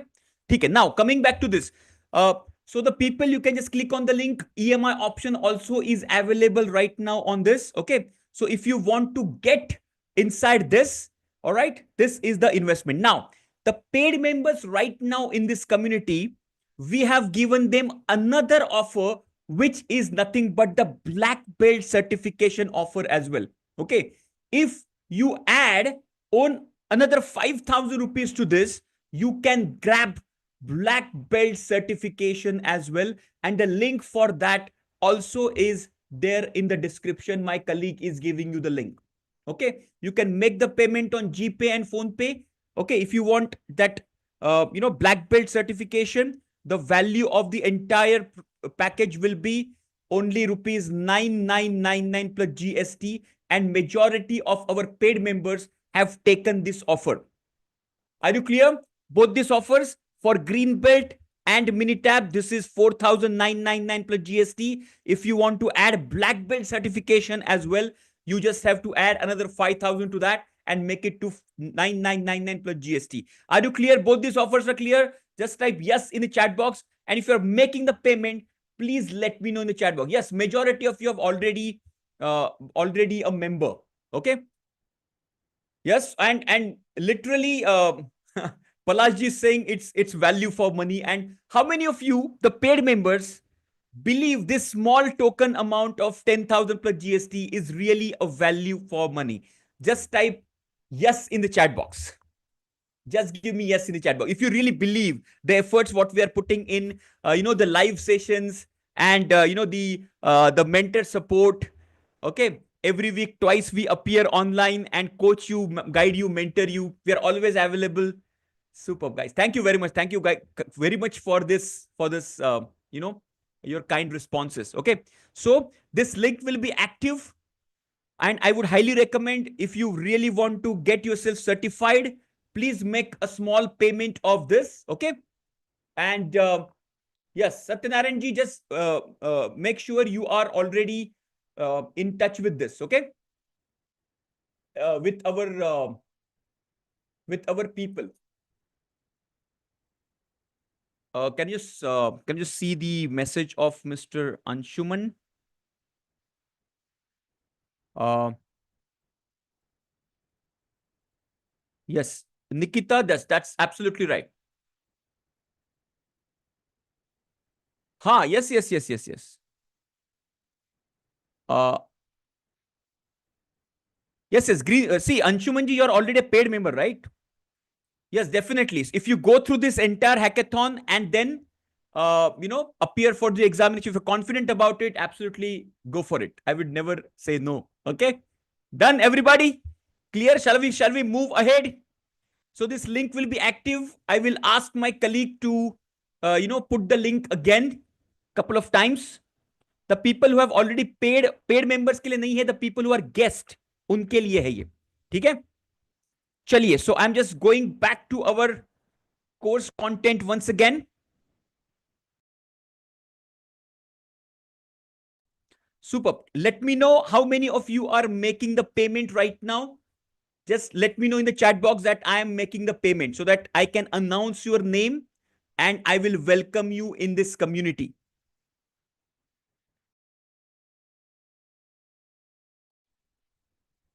Super. Okay. Go ahead. Make the payment. Yes. So you will get the access of the Minitab immediately. Yes. Once you make the payment, see, tomorrow we have the session on Minitab, especially because we are entering into the statistics part of Minitab, etc. Okay. Yes. EMI on this as well. EMI in both. EMI दोनों पे ऊपर available है. Green belt के ऊपर भी और green belt black belt combo के ऊपर भी अवेलेबल है. आपका नाम दिख नहीं रहा है. लेनोवो दिख रहा है हमें. What is your name please? हाँ, Bennett Sandeep. Yeah, if you have already paid, no worry, no need to pay again. Okay, you're already a paid member. This is the people who are there as a guests. Okay, we have invited them for this green belt session. Okay, so the people who have already, yeah, Vinod ji, you can make the payment. Vinod ji को link दे दीजिए. वो link में ही EMI option available है on the credit cards. If you have credit cards, you can pick up any credit card and get the EMI. It will come around 1,000 rupees or 1,100 for 12 months. If you go for 24 months, it will be around 500 rupees. Very, very affordable, super affordable. And green belt, black belt, Minitab, and lot of bonuses are there. Live sessions are there. Hackathons are there. It's really value for money. And there is no competition in India right now. Nobody's even near to this price. Nobody can match with the CSSA accreditation as well. Okay. See, day ahead. Superb, guys. So let me go to the next part of our training program. Once we are done with our,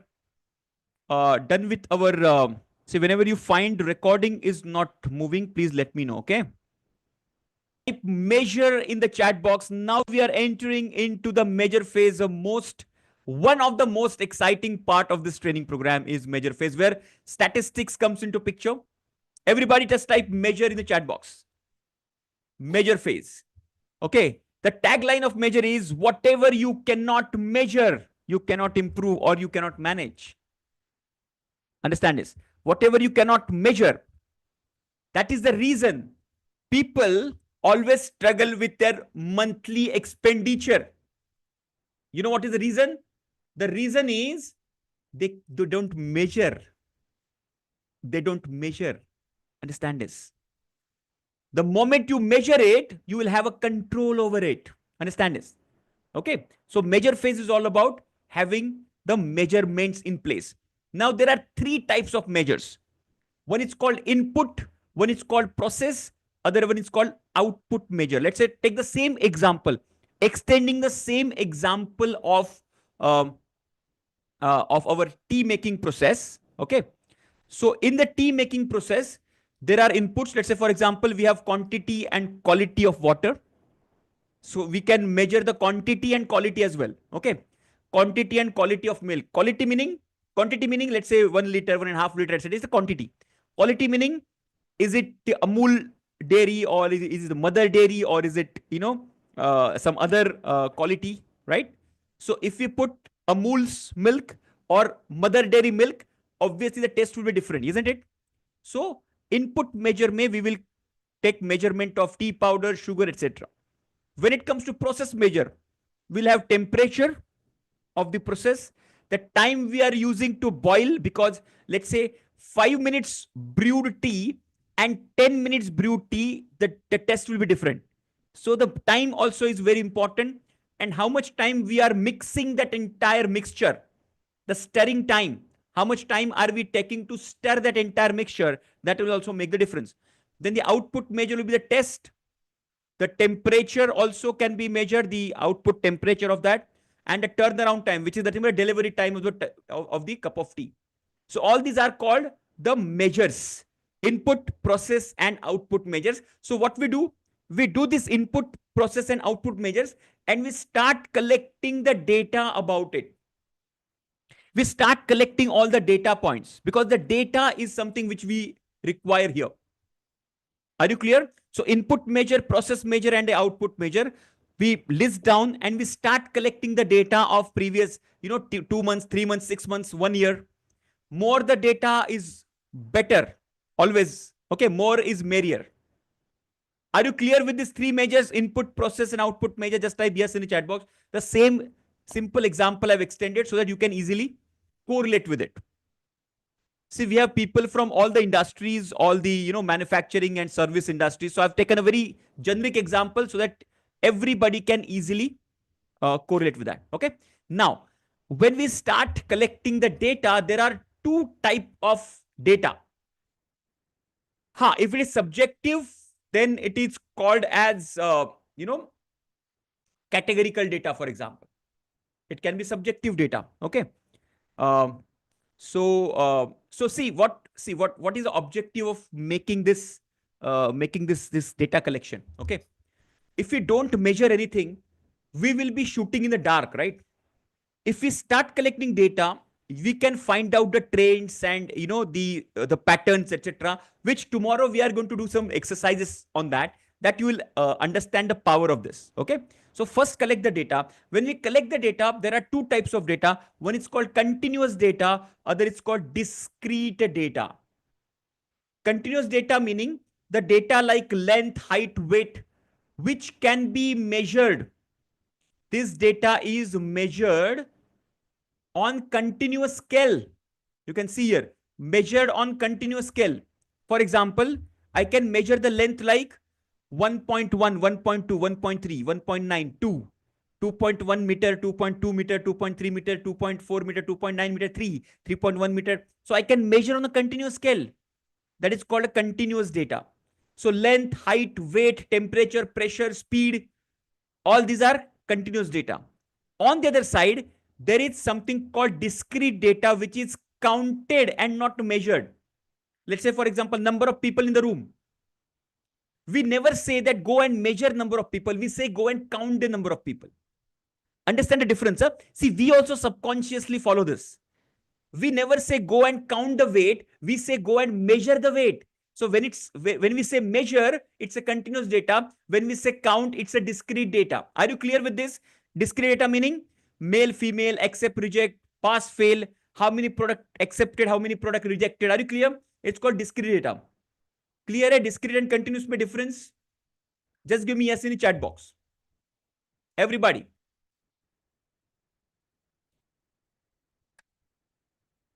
Super yes.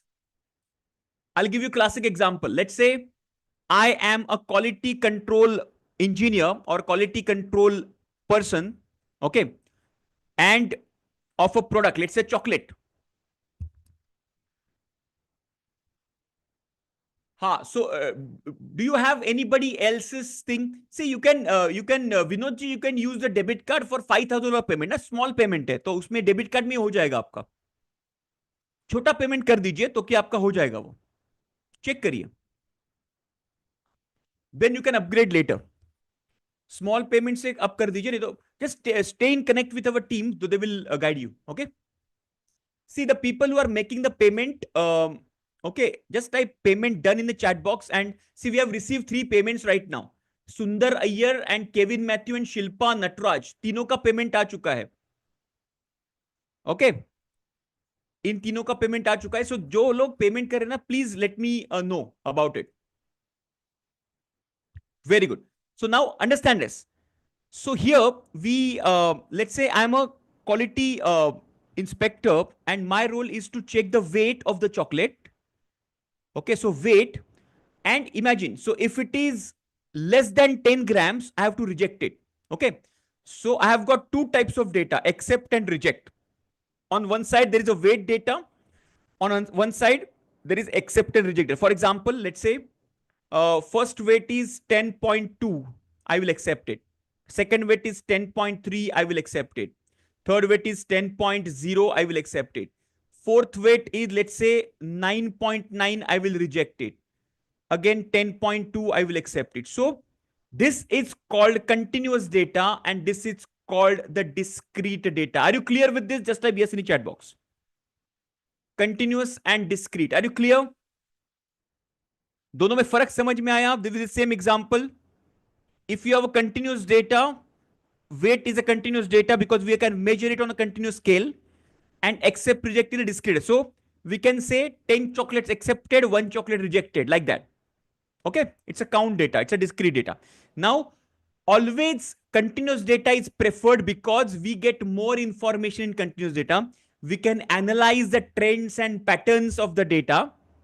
Okay, so instead of, let's say, if you have the discrete data in your company, try to convert that into continuous data. Instead of accept reject, you keep that accept reject, but you keep the track of the weight as well. So you keep both the data because you can analyze it, the trend, the pattern, process capability, normality, a lot of things we can do, which we are going to discuss tomorrow. Are you clear? So whenever you have the discrete data, try to collect the continuous data of that as well. Are you clear with this point? Just type yes in the chat box. Are you clear? If you are collecting only discrete data, try to collect the respective continuous data as well, which will be more useful for further going down as well, further drilling down as well. Clear? Super. Now, once we start collecting the data, then so this is where, then we enter into one science called statistics. Okay. Statistics is a science which converts data into information. Statistics is a science which converts data into information. Okay. So just take a screenshot of this. Very, very important. Statistics is a science which converts what? Data into information. See, data does not have any meaning. Data does not have any. Let's say, for example, if I give you tons and tons of Excel numbers, Excel data in numbers, okay? Huge data, Excel sheet. Your brain will not be able to comprehend it unless and until you convert into some graph. Yes or no? Okay. Because we are not wired to comprehend the numbers, but we are wired to comprehend the graphs. Let's say if I make some graphical representation like let's say pie chart. Okay. So I can make a Pareto chart. I can easily identify what exactly is happening in the data. And that's what we are converting data into information here. And from that information, we get what? Wisdom. Once we analyze that information, once we go deeper into that information, we get deeper understanding of the process of the condition. So we become in a better position to take the decision. Okay. So statistics, there are two parts.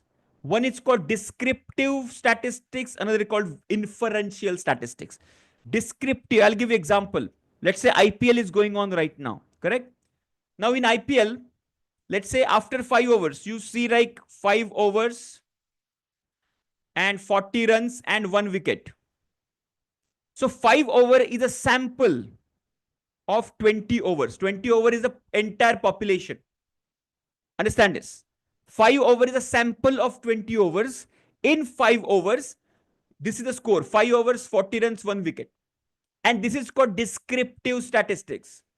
Now, when the match is going on, there is something which is also running below the screen, and that is called as projected score. Have you observed this? Just type yes in the chat box. Have you observed projected score? If you score with the same rate of 8 runs and over, you will reach at 160 runs. If you score at 7 runs, or maybe 9 runs, you can score 180. If you score at 10 runs per over, so it's called projected score. And this is after 20 overs. This is about the population. And that is called inferential statistics. Descriptive is about the sample and inferential is prediction about the population. Are you clear with this simple example? Just type yes in the chat box.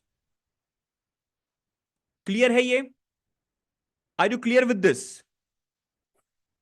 Any doubt in sample and population? In your process also, in your company also, you would have the sampling and you are taking decision on the production, on the population.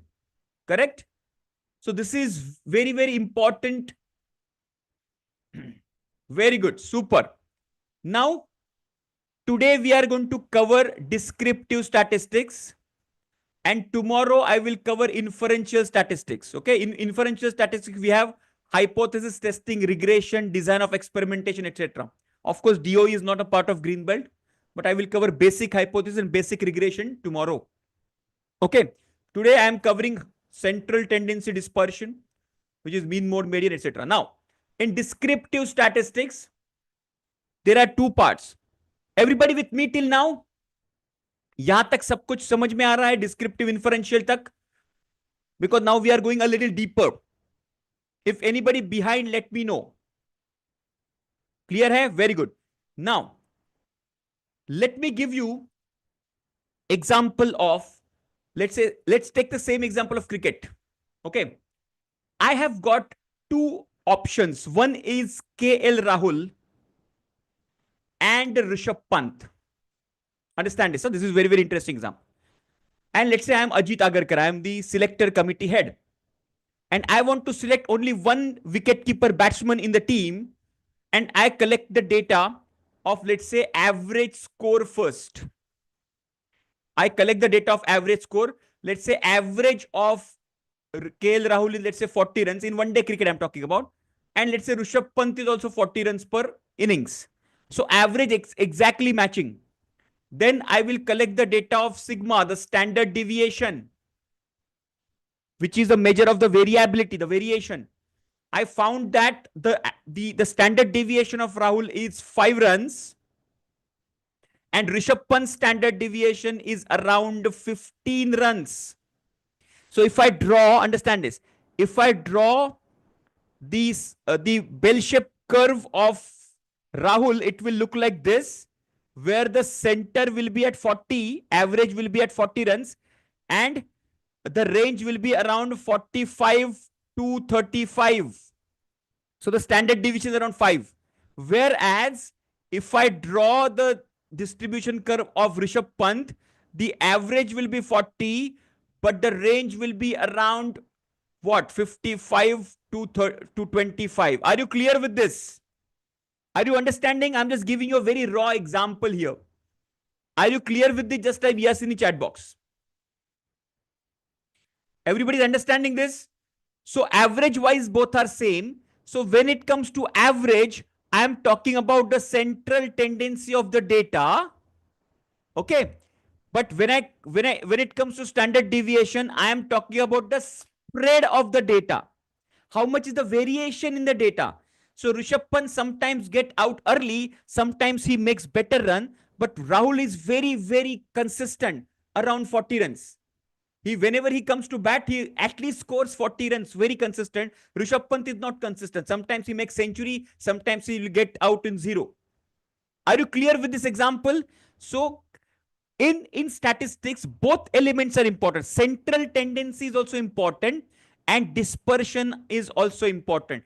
So central tendency can be checked by these three areas, three types: mean, mode, median. And the dispersion is checked by range, variance and standard deviation. Now we are going deeper into each and every element. Clear? Just type C in the chat box and take a screenshot of this slide. Just type C and just take a screenshot of this. Now we are entering into a very important basic statistical part. Today we will cover the theory.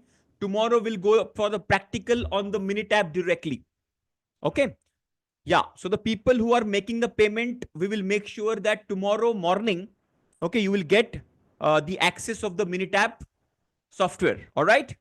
Superb.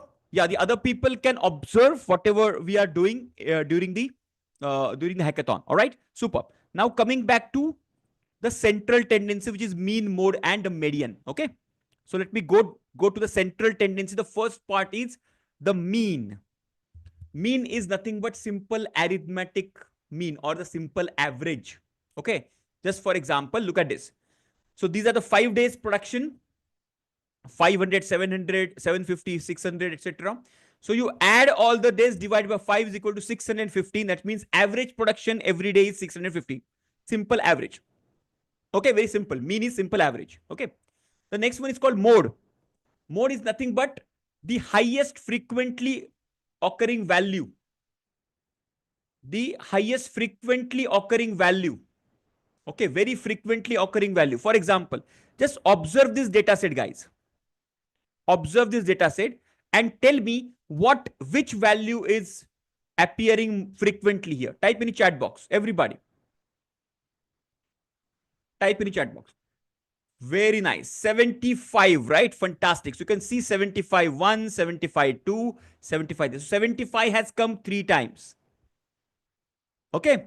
And this is called the mode. So 75 appears most frequently. That's why it's called mode. Okay. So here 80 is coming 2 times, 80 and 80. Imagine there would be another 80.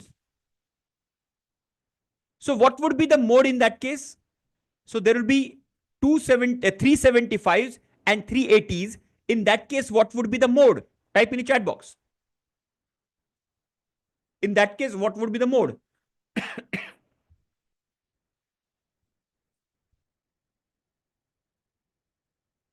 Average of 75 and 80. 80 because 80 is the higher. 75, 80 and both. Fantastic. So in that case, 75 and 80 both will be modes and it is called bimodal distribution. When there was only one mode, see mode is what? This one. See, understand this, guys. Let me explain you this. How will I draw this? How will I draw this? Let's say 75, let's say some 60, 65, 70, 75, 80, okay, 85, 90. ऐसा कुछ तो है data, right? So we have got 75, 3. So 1, 2, 3. 75 is for 3 times, right? So 75 is appearing 3 times. 60 is only once, so it will be only once here. 65 is coming only once, so 65 is also once. 80 is twice, so 80 will be like this. Are you understanding? 85 and 90, maybe 90 is like this. So this is a distribution. Are you understanding? If I connect the dot, I will get a distribution like this. Are you clear, everybody? This is 1, 2 and 3. Frequency. This is called frequency. And this is called data distribution. How many of you are clear? And this is called histogram. Make a note of this. Are you clear with this? Simple histogram. 75 3 times. So I have just plotted a bar of 3 times. 1, 2, 3. 80 is 2 times. So I have plotted a bar up to 2. 90, 65 and 60 is only for 1, 1, 1, etc. Clear, everybody? So this is called histogram. Okay. Now When you have only one mode, it is called unimodal distribution. Unimodal. Okay. Now let me draw another histogram where let's say 75 and 80 both were 3 times like this. Are you understanding? So if I draw a bell-shaped curve, it will look like this, like a camel back. That's why it is called bimodal distribution, where there are two modes. Are you clear? It is called bimodal distribution. Are you clear with this? These are very basic statistical concepts, guys. Very basic fundamental statistical concepts. I'm making your fundas very clear. Are you with me? Just give me yes in the chat box. What if, let me give another twist to this. What if all the data points are only coming once? What will be the mode in that case? Type in the chat box. What will be the mode in that case? If all the data points coming only once or coming only twice or coming only thrice, everybody equal, what will be the mode? Yes, everybody. All will be the mode or no mode. So the distribution will look like this. Everybody exactly equal.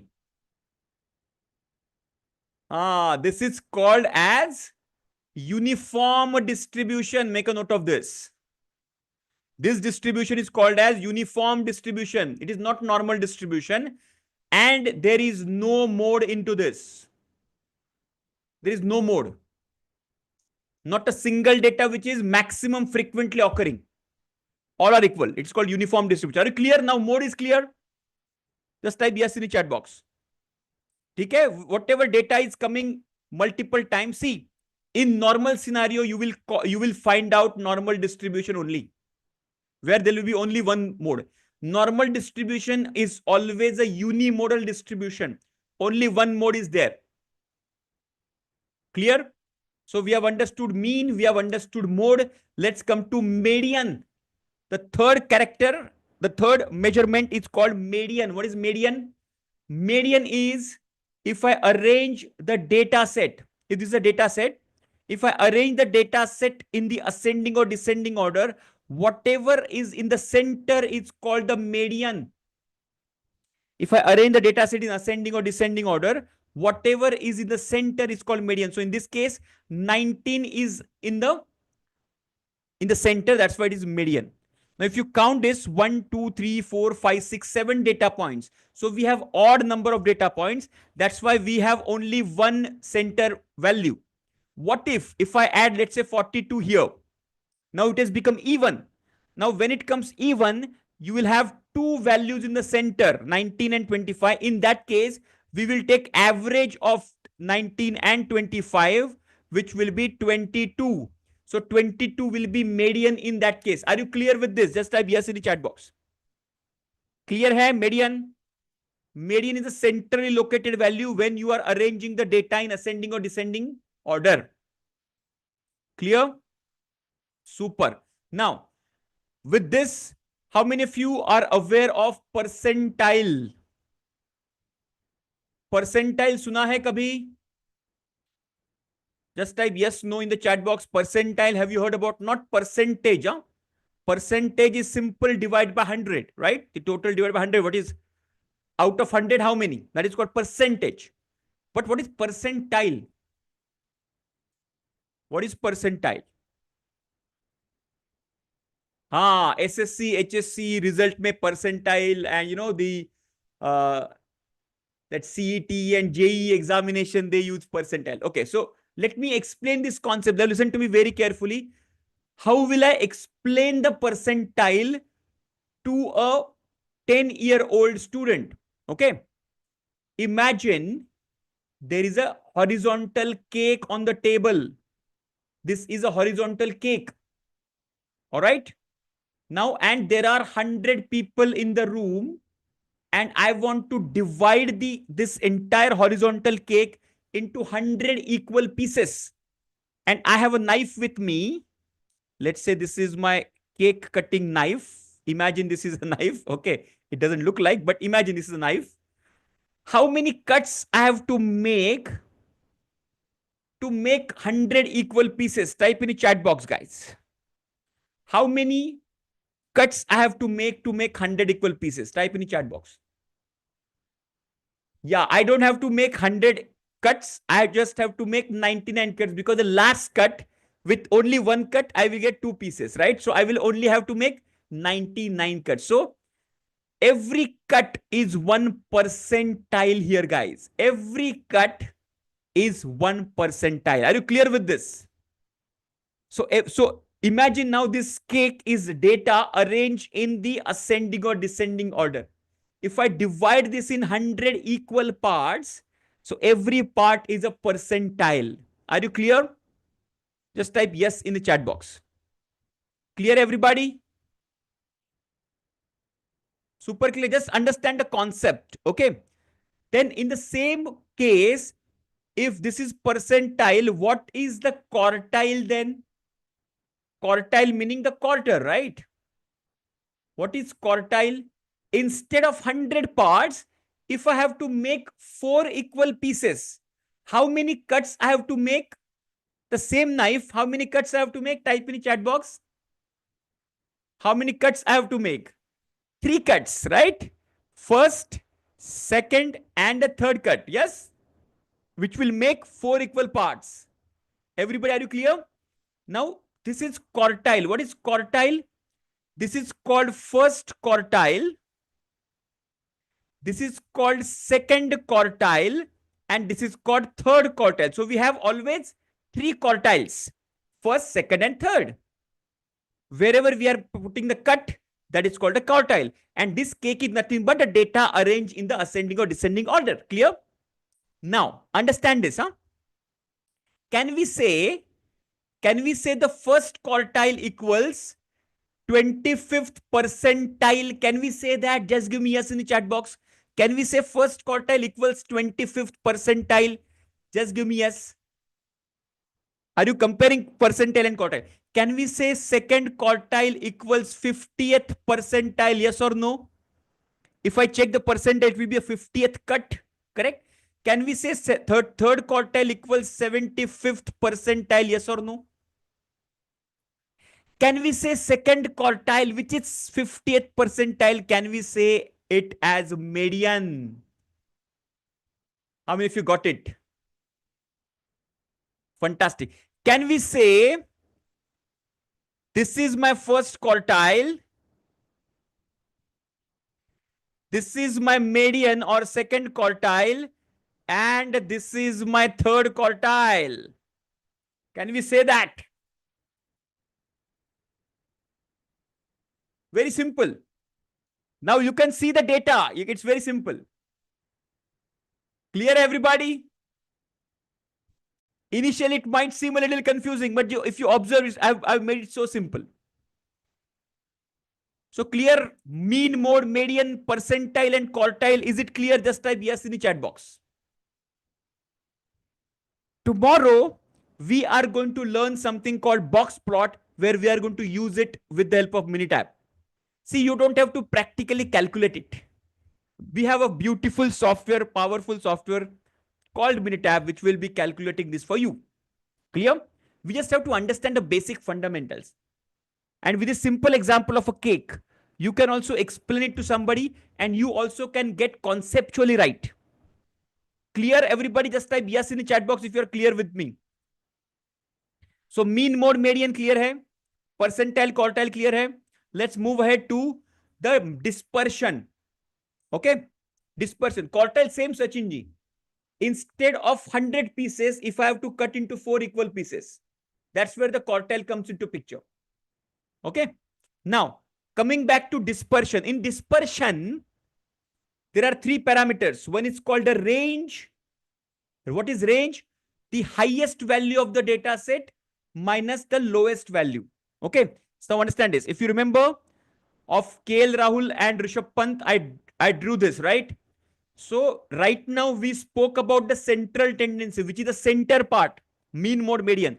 Now we are talking about the, the dispersion. How much is the spread of the data, which is variance, standard deviation, and the range. Okay. So the first one is the range, which is simple formula is highest value minus the lowest value. So if the production numbers are there, the highest production is 900, the lowest production is 600, the range is, lowest production is 300, the range is 600. Very simplest, what you can say, character of the distribution, the spread. It's called the range.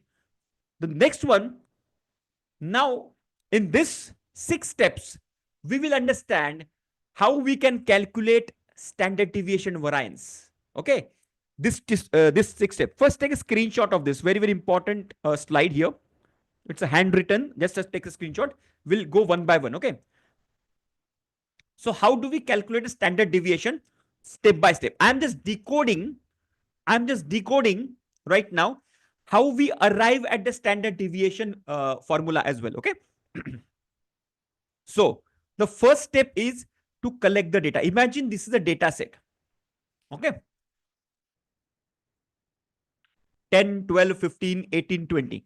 These are, let's say, maybe weights of the bags or weights of, students in the junior KG, etc. Whatever you can say that. Okay. So first we collect the data, and this is the data. The second step is we take the average.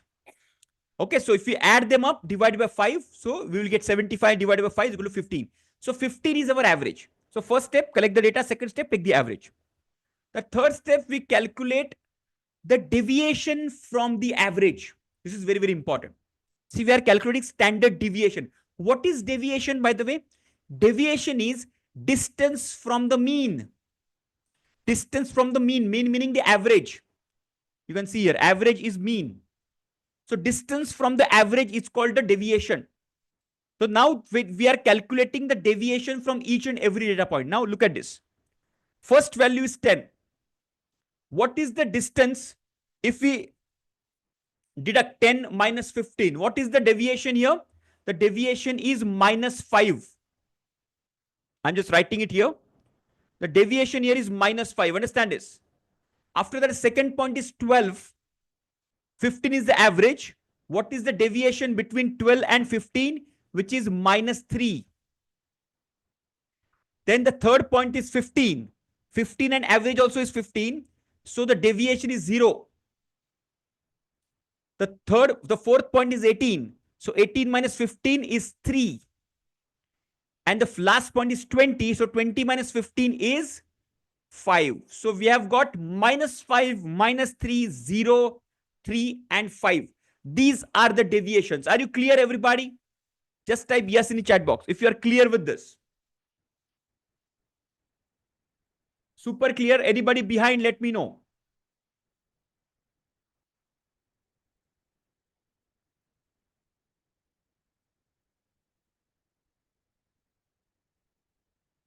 Superb.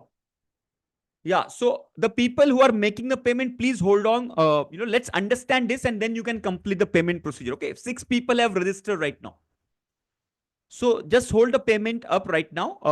क्योंकि आपका यहाँ पे focus होना जरूरी है. आप payment बाद में भी कर सकते हो. ठीक है. Just hold on. So this is a deviation. Now understand this. Can you take the average of this? Can you just take the average? Minus 5 plus minus 3 plus 0 plus 3 plus 5 divided by 5. Can you just take the average quickly? Can you just give me the average of this? Type in the chat box, everybody. What is the average? Average is 0. Does it mean the average deviation is 0, but does it mean there is no deviation?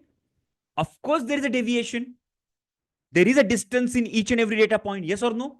So deviation is there, but the average, because of the minus and plus signs, they are clashing with each other and we are not getting the right number. So what does statistician do? Statisticians square the deviation, square the value, because the squared value is always a positive value. That's why they will take the square of the value. So instead of minus 5, they will take minus 5 square, which is 25. Instead of minus 3, they will take minus 3 square, which is 9. So 0 square is 0. Then 3 square is 9. And then the square of 25, 5 is 25, right? So 25 plus 9 plus 0 plus 9 plus 25 divided by 5. Can you take average right now? Can you take average right now? Type in the chat box. So the step number 5 is, now you take the average of the square deviation. Okay, because we have taken the squared values cannot be negative. So all values are positive. So can you take the average? Yes, so average is coming to 13.6. Everybody got the same value? Can you just calculate it? 13.6. Yeah, Dr. Vamsi, I think some calculation error. Yeah, I think, or typing error. Yeah, 13.6 is the right answer. Correct? Now, so this is called variance. This 13.6, it's called variance, which is denoted by sigma square. Sigma square is called variance. Now, because we have taken the squared value, we have to take the square root of it. Can you just take a square root of this value 13.6? Just take the square root of it and tell me the value. Square root of this, and this is called sigma. What is the square root of 13.6? Type in the chat box. It must be 2 point something, or no, it must be 3 point something, not 2 point. Yeah, what is the square root of 13.6? 3.7, is it? 3.68. Okay, superb. So 3.68. Everybody got it? So this is called a standard deviation. See, I repeat the sequence again. First, you collect the data. Step number 1. Take the average. Step number 2. Take the variance. Okay. Because the variance, take the deviation. Because the deviation is positive and negative, you take the square deviation and you take the average of the square deviation. That is called the variance, step number 5. And because you have taken the squared value, you have to, take the square root. And that value is, that value is called standard deviation.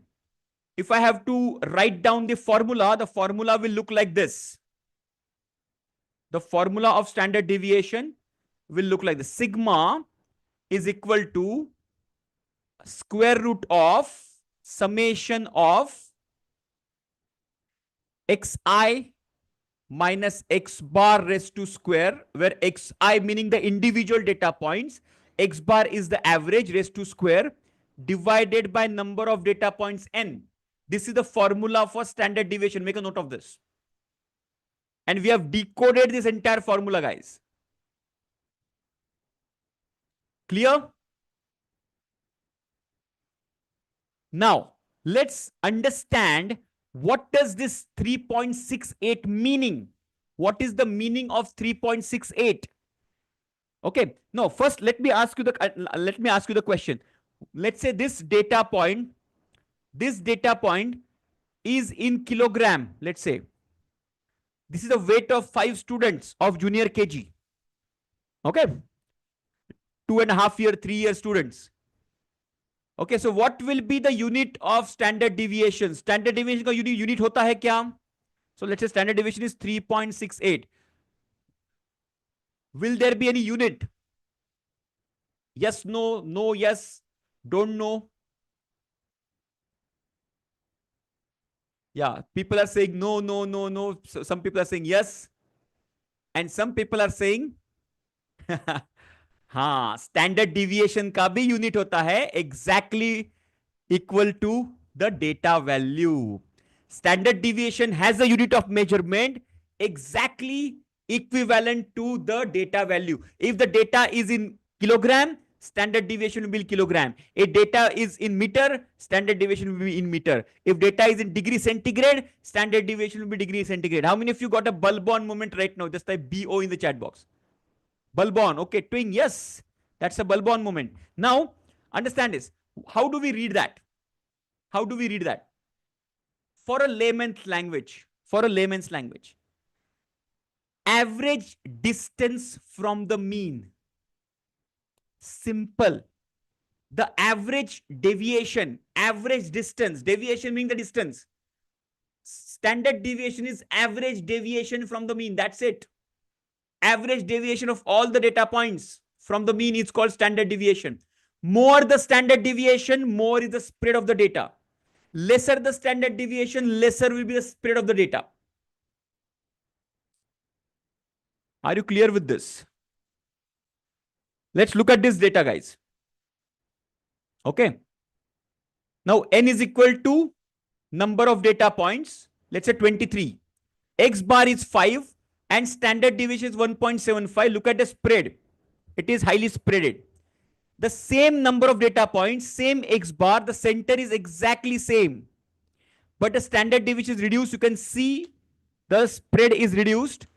And the same number of data points and same X bar, the standard deviation is 0.85. You can see it is very lean curve. With this, I think this will be clear in your mind. Are you clear with this? Just type yes in the chat box. Clear hai? Simple. So with the help of Lean Six Sigma, our role is to reduce the standard deviation. And as the process standard deviation reduce, okay, our defects and rejection also will be reduced. Okay, and how that will happen, we will continue our discussion tomorrow exactly at 7 p.m. Are you enjoying this journey? Just type yes in the chat box. Yes, no in the chat box. Are you enjoying or learning something new concepts, some bulb on moments, some amazing concepts, clearance ho raha hai ki nahi? Yes? Enjoying the journey? So worth putting the effort, yes? Fantastic. Meanwhile, Mr. Sundar Iyer, Kevin Matthews, Shilpa Natraj, Murugan Selvan, and Lakshmi Narayan, your payment is through. These 5 to 6 people I have received the payment. Okay. जिनका नाम अभी तक लिया नहीं और payment हुआ ऐसा कोई है तो मुझे बताओ. Yes, everybody's name is there. Fantastic. So tomorrow morning you will receive the access of the Minitab, etc. Okay, my team will communicate with you so that tomorrow we have a live Minitab exercise session so that you can exercise along with me and get the hands-on expertise with Minitab. Okay. So thank you very much for joining in and congratulations for the people who have joined this beautiful community of SNG members. All right. Superb. Haji. Yes. We need laptop. See, even desktop also will do. Old desktop, old laptop, second hand, first hand, old window, कुछ भी चलेगा. Simple desktop or laptop, old वाला. Yes. No need to purchase a new laptop for this. Okay. पुराना वाला किसी दोस्त का, किसी फैमिली मेंबर का, ओके, सेकंड हैंड बहुत सारे मिल जाते हैं आपको. 10,000 15,000 में भी सेकंड हैंड वाला मिल जाएगा. हाँ, और डेस्कटॉप असेंबली तो और भी सस्ते में हो जाती है आजकल तो. So you can do that and start your journey. Alright. See, Minitab green belt के लिए इंपॉर्टेंट है, but if you know the basics, okay, certification के लिए जरूरी नहीं है कि आपके पास लैपटॉप होगा. Alright. Yes. Yeah, just a second. Yes, any question you have, please let me know in the chat box about today's session or about the payment. Okay.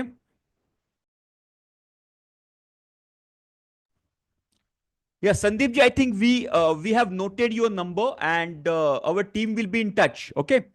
So see, this link will be open. Team, can you just give the link once again? The link which is given here will be open, and we will give both the links in our WhatsApp community as well. WhatsApp group. Okay, WhatsApp group में भी दे दीजिए team link को. So this link will be open tomorrow as well. Please make sure before tomorrow's session opens, you enroll so that you get the access of the Minitab, so that you will get the hands-on experience with the Minitab as well. Okay. हाँ, तो एक काम कर सकते हैं ना. You can just take help of somebody or just try some another card. That will be the best option. Okay. Credit card होगा तो अच्छा होगा. Credit card will be useful. Credit card immediately will give you the access. EMI option आपका immediately हो जाएगा. Try the credit card. Super guys, thank you very much for joining in. We will connect again with the same enthusiasm with major phase, the Minitab exercises. Tomorrow we'll do hypothesis, regression, etc. So tomorrow is going to be a mind-blowing session. So please connect on time. I'll see you again tomorrow. Till the time, How should I measure subjective data as a work in? Okay. Uh, are you Aisha? Are you a paid member of the community? If yes, you can send the message in our mentors number which you have. तो mentors number पे डाल दीजिए ना community ये. We will immediately give you the answer for that. Okay. This is the number for the mentors. Okay. Super, guys. Thank you very much for joining in. This is Dinesh Patil signing off. Keep learning, keep growing. Bye bye. Take